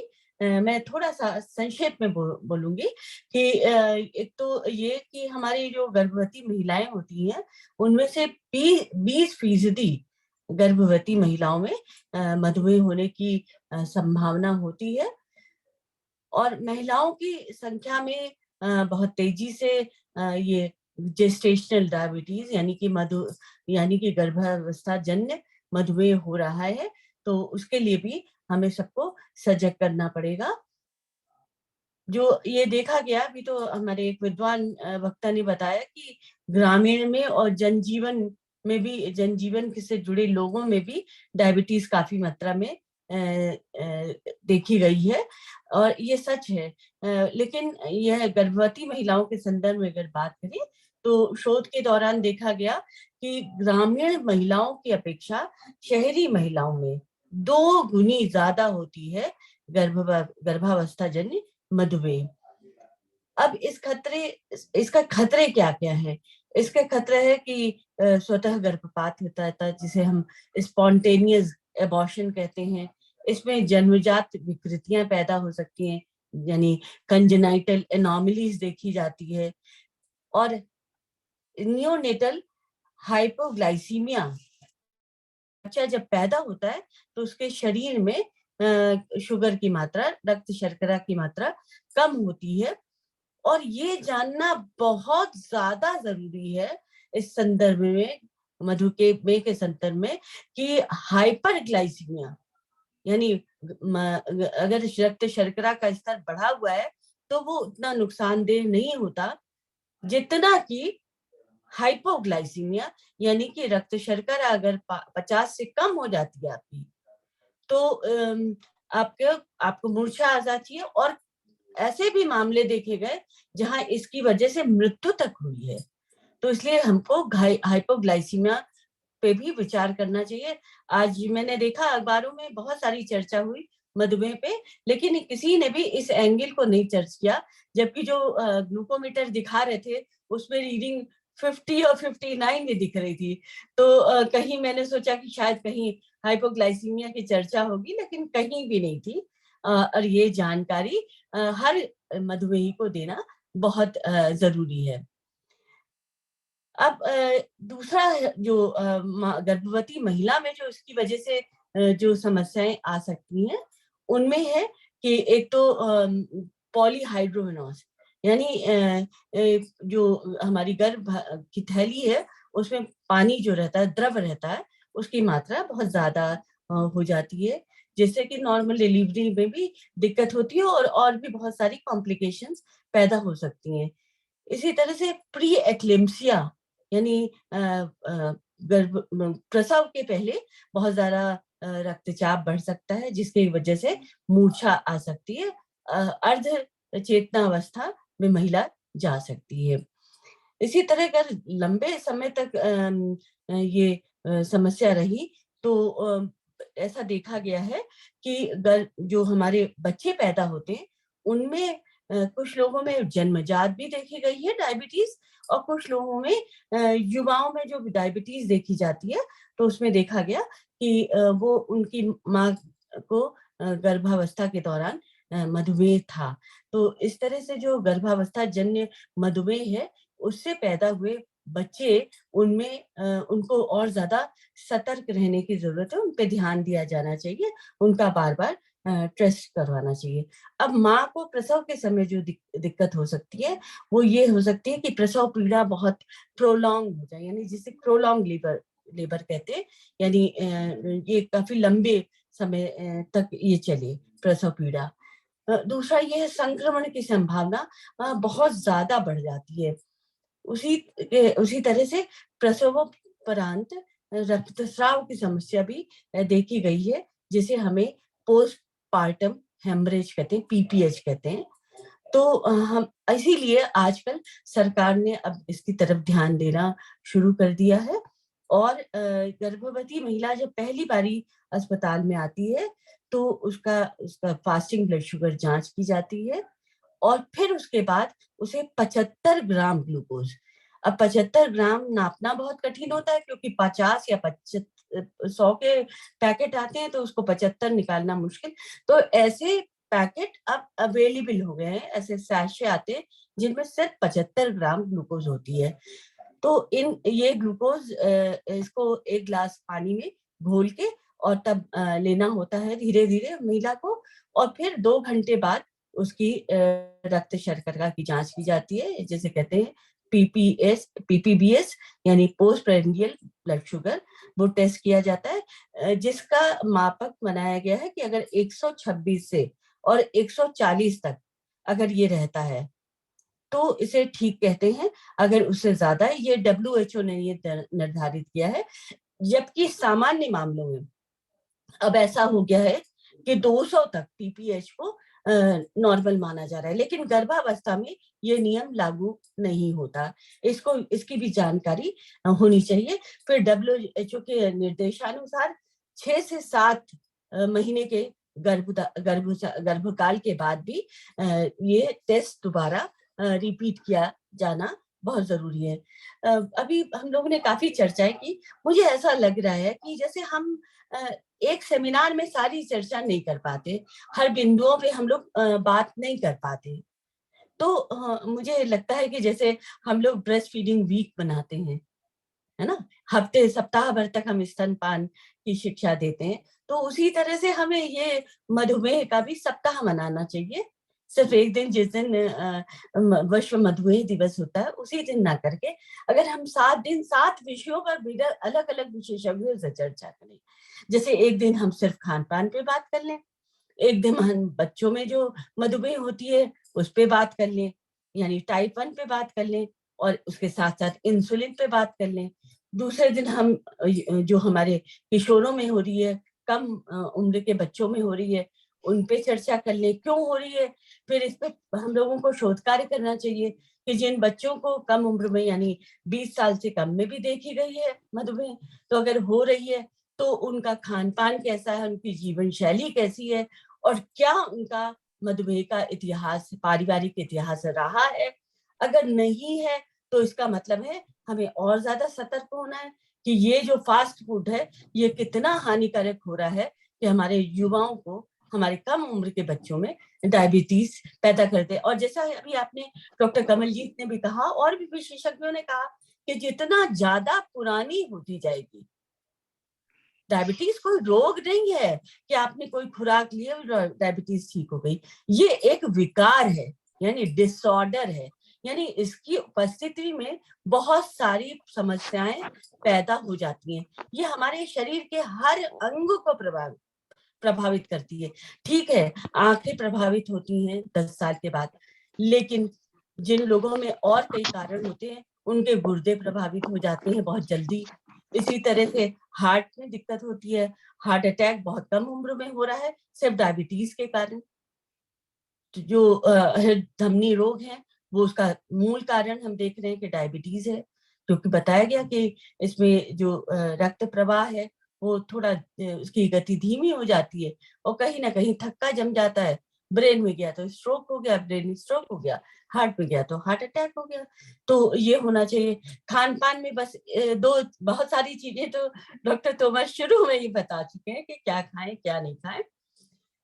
एक जो बहुत हम लोग जो सारे घरों में ये गलतियां होती हैं कि हम हमने कढ़ाई चढ़ा दी और हर एक के घर में एक तलने की एक अलग कढ़ाई होती है जिसमें घी या रिफाइंड ऑयल या वनस्पति तेल या डालडा बना रहता है, कोई भी इस तरह के जिसमें तला जाए सामान, और उसी तले हुए में बार बार तला जाता है। तो ये सबसे ज्यादा नुकसानदेह है क्योंकि ये ट्रांस फैट होता है। ये ट्रांस फैट बहुत ज्यादा नुकसानदेह होता है। तो अगर आप ये कहेंगे, सब लोग महिलाएं कहेंगी कि हम कम तेल में तल ही नहीं सकते, अगर हमें पूड़ी तलनी है तो उसमें भरा हुआ तेल होना चाहिए, खुला तेल होना चाहिए, नहीं तल सकते तो आप तलिए, उस घी को या उस तेल को आप अलग रख दीजिए। आप उसे मोइन में इस्तेमाल कर सकते हैं, आप उसे पराठा बनाने में इस्तेमाल कर सकते हैं, और भी कोई चीज में आप इस्तेमाल कर सकते हैं, ताकि उसे फिर उसको छौंकने में या तो सब्जी बनाने में इस्तेमाल मत करिए, क्योंकि वो आप सब बहुत अधिक हानिकारक होगा अगर उसको बार बार तपाया जाएगा या आंच पे चढ़ाया जाएगा। तो हमने बहुत सारी चीजें आज से सीखी कि हमने ये भी देखा कि 1000 एक हमारी जानने वाली बच्ची दूसरे शहर से, अहमदाबाद से दौड़ी दौड़ी यहाँ आई कि भाई 1000 है, और उसने तुरंत, हमें जानती थी कि मधुमेह के लिए काम कर रहे, तो फोन किया, अस्पताल में उसे भर्ती किया गया, और आपको बताएं कि वो बिल्कुल ठीक हो गई। और बाद में ये पता जानकारी हुई कि वो उसे टाइप 1 डायबिटीज थी, जो आज तक ये संयोग की बात है कि उसे उसमें जटिलताएं नहीं पैदा हुई और उसमें उसका कोई किसी तरह से डायग्नोसिस ही नहीं हुई। और जब भी डायग्नोसिस होती है तो कैसे होती है, अगर आप कोई ऑपरेशन कराने गए हैं तो आपकी सारी जांच की गई, रक्त शर्करा की भी जांच हुई, तो उसमें स्तर बढ़ा हुआ, तो आपको पता चलता है कि आपको डायबिटीज है। अब डॉक्टर पूछते कब से है आपको डायबिटीज, तो कोई बता ही नहीं सकता, क्योंकि उन्होंने पहले टेस्ट ही नहीं कराया। इसी तरह से बड़े दावे से कहते नहीं नहीं हमें तो नहीं है डायबिटीज, हमें हो ही नहीं सकती डायबिटीज, क्योंकि हम बहुत नियम से रहते हैं। लेकिन ये जब पूछो कि आपने पिछली बार कब टेस्ट कराई थी, ब्लड शुगर टेस्ट कराई, बोले जरूरत ही नहीं है इसे टेस्ट कराने की, क्योंकि हमें डायबिटीज है ही नहीं। तो ये कुछ चीजें हैं जो यानी नियमित हमें, अगर हम स्वस्थ हैं, निरोग हैं, तब भी हमें कुछ जांचें अपनी नियमित कराती रहनी चाहिए। जैसे कि हमें अपनी आंख की जांच भी करानी चाहिए, और बाकी हमें और जांचें भी करवाते रहना चाहिए। तो बहुत सारी बातें हम लोगों के समझ में आएंगी। और डायबिटीज एक इकलौती ऐसी तकलीफ है कि जिसमें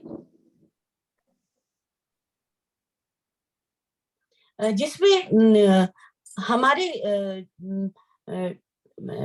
इकलौती सब्जी, एक तो सारे अंग जिससे प्रभावित होते हैं और जिसके कोई लक्षण नहीं पैदा होते। अधिकांश मरीजों में इसके कोई भी लक्षण पैदा नहीं होते, तो इसलिए जो है इसलिए भी जांच कराते रहना चाहिए। जिनमें इस तरह की कोई भी संभावना हो डायबिटीज होने की, उन्हें अपनी जांच कराते रहना चाहिए। और हम संख्या पे ना जाए कि कितनी संख्या बढ़ी कितनी घटी, बस हम ये जान लें कि हमारा देश जो है वो बहुत जल्दी अब डायबिटीज की राजधानी बनने जा रहा है। तो हम फिर एक बार डॉक्टर तोमर का हृदय से आभार ज्ञापन करना चाहेंगे कि वो इतनी महत्वपूर्ण जानकारियां हमें प्रदान करवाते हैं विशेषज्ञों के माध्यम से, और हम सतर्क हो जाएं अगर नियंत्रण में है। मैं तो हमेशा हर मरीज से, हम लोग कैंप में यही कहते थे, एक तो कैंप के बहुत महत्व है। कैंप लगाने से क्या होता है, जो लोग नहीं भी टेस्ट कराते वो लोग टेस्ट करवा लेते हैं, जांच हो जाती है उनकी। तो इसलिए हम लोगों को शिविर का आयोजन करना चाहिए समय समय पर, अलग अलग जगह पे हम लोग जाएं, स्कूलों में जाएं और जगह जाएं, और हम इसका वो करें, नियमित खान पान रखें, नियमित व्यायाम रखें, ताकि हमारी शुगर कंट्रोल रहे। बहुत बहुत आभार। बहुत बहुत धन्यवाद डॉक्टर शांति जी। आपने निश्चित रूप से 3 चीजें हमारे लिए, एक हम लोगों को एक दिशा निर्देश किया है, उसका हम अनुपालन जरूर करेंगे कि आगे से विश्व आयुर्वेद मिशन मधुमेह सप्ताह नहीं, मधुमेह माह मनाएगा, और इसमें डायबिटिक कॉम्प्लिकेशंस के एक एक विषय के विशेषज्ञों को आमंत्रित करेंगे। और दूसरी एक महत्वपूर्ण बात मैं आपके सामने आज आपको शेयर करना चाहूंगा कि मधुमेह के बारे में एक ऐसी बुकलेट हमें तैयार करना है जो हजारों लोगों को हम डिस्ट्रीब्यूट करा के, खान पान क्या हो, चिकित्सक से संपर्क कब करें, क्या क्या लक्षण ऐसे हो सकते हैं जो हमें सावधान होना होगा, ये सारी चीजों की जानकारी विशेषज्ञों से ने मधुमेहिका की तरह ये अंक आप प्रकाशित कराने के लिए मैं आपको इसका एडिटर नियुक्त करता हूं सबके सामने, और पूरा इसका व्यवहार होगा विश्व आयुर्वेद मिशन वहन करेगा। हमारे सेक्रेटरी जनरल बैठे हुए हैं, इसलिए इनकी उपस्थिति में मैं आपके सामने कह रहा हूं कि एक ऐसा अंक निकालना है जो कि हजारों लोगों को हम लोग डिस्ट्रीब्यूट करा सकें। और दूसरी बात, आपने जो चीज कही कि हमको बार बार रिफाइंड वगैरह का प्रयोग नहीं करना, करना चाहिए। तो मैं तो ये कहता हूं कि आयुर्वेद में जब घी खाने का उल्लेख कहा गया है, घृत का मतलब गौघृत, तो गाय का घी के बारे में ग्लासगो यूनिवर्सिटी में प्रोफेसर हरिमोहन शर्मा ने रिसर्च किया और ये प्रूव किया कि it has got tremendous quality to decrease low density lipoprotein and triglycerides. तो ये बहुत बड़ा अच्छा है कि गाय का घी लें, लेकिन गाय के घी को हम किचन में न ले जाएं, गाय के घी को डाइनिंग टेबल पर रखें। इसको पूरी पराठा में उपयोग न करें, इसको हम केवल देसी घी को दाल में डाल के खाएं, रोटी में लगा के खाएं तो ज्यादा लाभकारी होगा। और आपने बहुत बड़ा सजेशन दिया कि रिफाइंड बचा हुआ कहाँ फेंकें। लोगों के दिमाग में, गृहिणियों में यही जाता है कि इतना हमारा दुरुपयोग होगा, तो उसको दोबारा से आप यूज न करें। उबालने के लिए पराठे वगैरह में, पूरी वगैरह में मोहन डाल सकते हैं और साथ साथ में उसको आप प्रयोग कर सकते हैं। ये बहुत ही महत्वपूर्ण चीजें हैं। शुद्ध सरसों का तेल, तिल्ली का तेल या ग्राउंड नट ऑयल, ये आपके रिकमेंडेड है, इसको हम प्रयोग करें। रिफाइंड का प्रयोग बिल्कुल न करें, क्योंकि diabetes is not A disease of carbohydrate metabolism default, it is the default of carbohydrate, fat and mineral, सबका मेटाबॉलिज्म डिफॉल्ट होता है। तो हमको फैट पे भी उतना ही ध्यान देना होगा। बहुत बहुत धन्यवाद आपके बहुत ही सामयिक उद्बोधन के लिए। अब अवनीश जी, डॉक्टर आर्या जी को आप आमंत्रित करें, उनके विचार जानने के बाद उनसे कहें कि आप हमारे अतिथियों का धन्यवाद ज्ञापन करें। उसके बाद आपकी दीप्ति योगेश्वर से आप शांति मंत्र के साथ कार्यक्रम का समापन कराएंगे, आप अपनी बातों को रखते हुए। डॉक्टर अवनीश जी। धन्यवाद सर। कार्यक्रम को आगे बढ़ाते हुए मैं आग्रह करूंगा डॉक्टर डीपी आर्या सर से। इससे पहले हमारे बीच में बता दूं, doctor HS. Mishra sir Pilibhit से जुड़े हुए। सर आपका भी बहुत बहुत स्वागत है। देश के कोने कोने से आज लोग इस कार्यक्रम में जुड़े, और बता दूं कि बहुत दिन बाद इस तरीके का वेबिनार आयोजित किया गया, काफी लंबे अंतराल के बाद, और बहुत खुशी की बात है। ये हर राज्य से कोई न कोई जुड़ा और बहुत अच्छा लगा। कार्यक्रम के अगले चरण में डॉक्टर डीपी आर्या सर, जो कि महासचिव हैं विश्व आयुर्वेद मिशन के, सर आपसे आग्रह करूंगा कि अपने विचार रखते हुए धन्यवाद ज्ञापन प्रस्तुत करें। Doctor DP Arya sir. आप अपने आप को अनम्यूट कर लें डॉक्टर आर्या जी।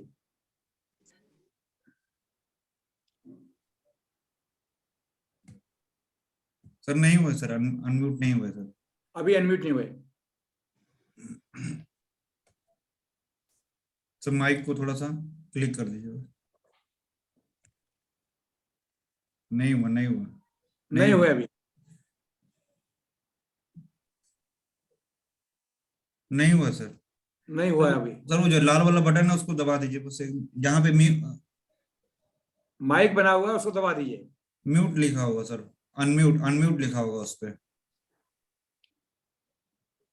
हाँ हो गया, ठीक है। यस। आप सभी को नमस्कार। आज बहुत ही सुंदर आयोजन विश्व आयुर्वेद मिशन द्वारा किया गया। मैं धन्यवाद करता हूं हमारे डॉक्टर जी.एस. तोमर साहब का, जो हमारे अध्यक्ष हैं विश्व आयुर्वेद मिशन के, और उन्होंने बहुत दिन से एक मधुमेह के ऊपर, तो बहुत पहले उन्होंने करीब 20 साल पहले एक बुकलेट छापी थी, और जिसमें पूरे ढंग से उन्होंने डायबिटीज के बारे में, मधुमेह के बारे में लोगों को अवगत कराया था। और आज इस बात की आवश्यकता है, विश्व आयुर्वेद मिशन का तो ये मिशन है कि हम पूरे विश्व को आज जो ये डायबिटीज जैसी बीमारी, मधुमेह जैसी बीमारी, जो कि निश्चित रूप से अपथ्य का पालन करने से, लाइफ स्टाइल एक प्रॉब्लम जो हमारी आधुनिकता और इसके कारण ये समस्या आ रही है, निश्चित रूप से हम आयुर्वेद के सिद्धांतों को यदि प्रचार प्रसार करेंगे और लोगों को समझाएंगे, तो इस विषय से आयुर्वेद की बहुत बड़ी आवश्यकता है, इस जानकारी की आवश्यकता है। और आज जिन विद्वानों ने, आदरणीय डॉक्टर कोहली साहब हमारे बहुत बड़े विद्वान हैं और आयुर्वेद के ऐसे प्रवक्ता हैं जिनका उद्बोधन हमें सुनने को मिला, माननीय डॉक्टर शांति चौधरी जी, डॉक्टर योगाचार्य भामनी मिश्रा साहब, डॉक्टर N.K. अग्रवाल साहब, और हमारे आदरणीय डॉक्टर बजाज साहब हैं, उनको भी हम नहीं सुन पाए, परंतु बहुत ही अच्छा ये एक आयोजन आज हुआ है।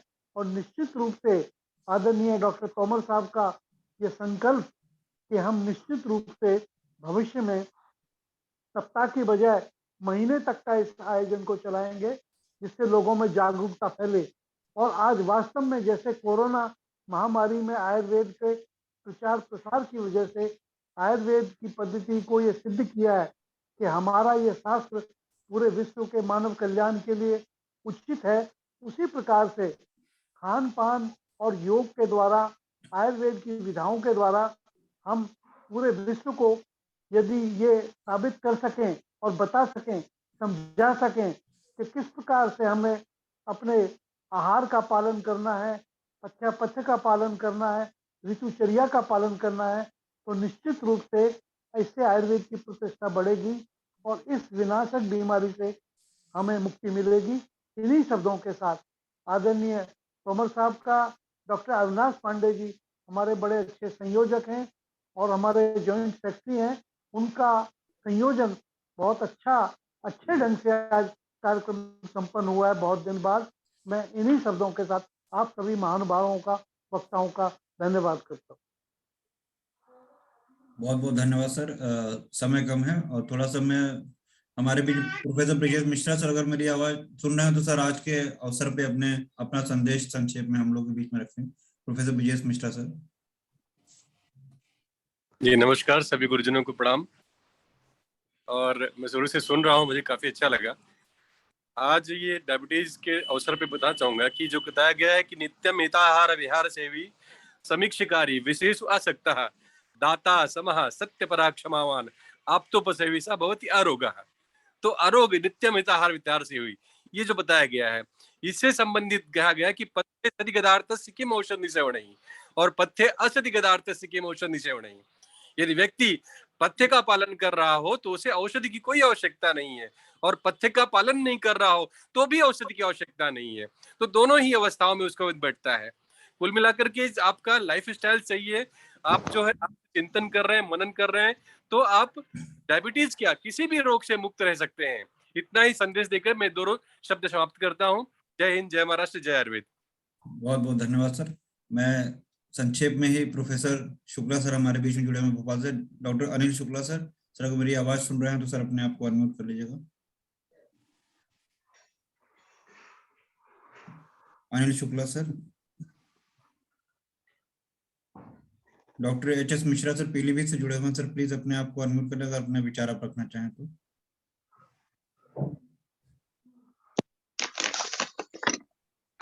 धन्यवाद डॉक्टर अवनीश और कार्यक्रम में जुड़े हुए सभी विद्वजनों को मेरा सादर प्रणाम।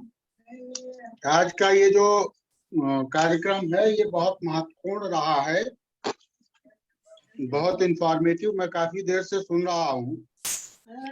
सबसे महत्वपूर्ण बात मैं केवल एक कहना चाहता हूँ कि हमारे यहाँ आयुर्वेद का जो डायबिटीज का चिकित्सा सिद्धांत है वो ओज के रक्षण पर आधारित है। ओजोवर्धक औषधियों का प्रयोग करते हैं, जबकि हम आधुनिक चिकित्सा विज्ञान में अगर जाते हैं तो हम केवल ब्लड शुगर के कंट्रोल के ऊपर हमारा पूरा फोकस हो जाता है।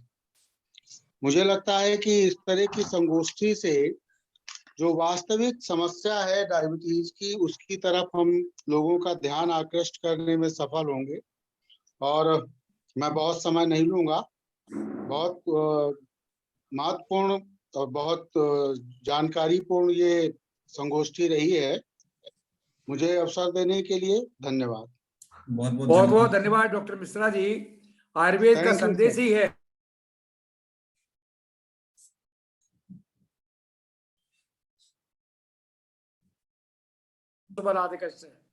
बिल्कुल। ये निश्चित रूप से ओज के ऊपर ध्यान है। इसको ओजोमेय भी कहते हैं। मधुमेह को छौद्रमेय और ओजोमेय भी कहा गया है। तो ओज का संरक्षण करना इसका मूल दायित्व है। यही मैंने प्रारंभ में आपसे कहा, to maintain the integrity of the vital parts is the basic logic behind the management of diabetes. Do regulate the blood glucose level is not primary objective, उसको तो करना ही है। The secondary objective is to maintain the integrity of the vital parts. यही ओजो रक्षण है, जिससे हम शरीर के महत्वपूर्ण अंगों की सुरक्षा कर सकते हैं। बहुत बहुत धन्यवाद।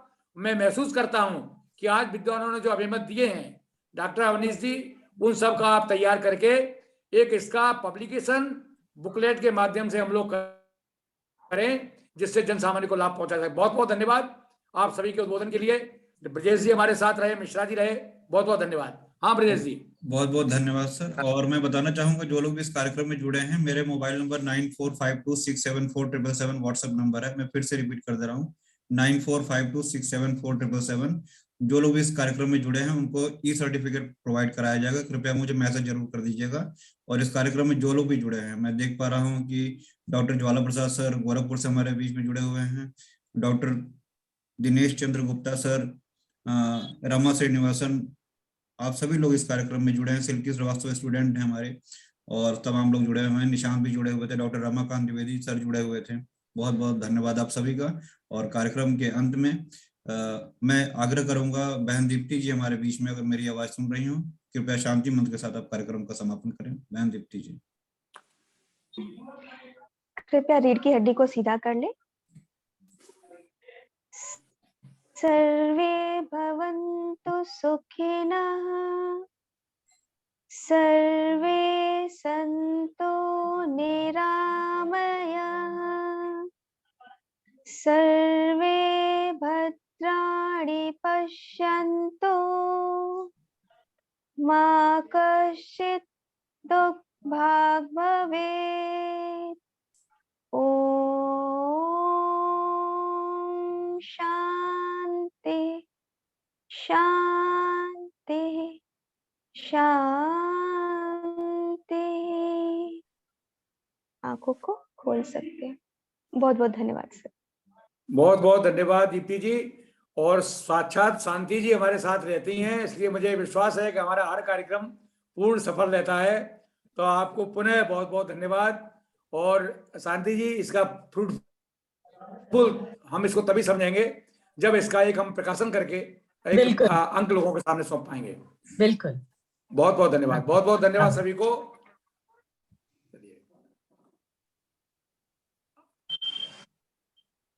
अवनीश जी, इसका रिकॉर्डेड वर्जन आप डाल दीजिए, ठीक है? Okay, thank you very much. और पुनः जो है भामिनी कांत मिश्रा जी का बहुत बहुत धन्यवाद कि आज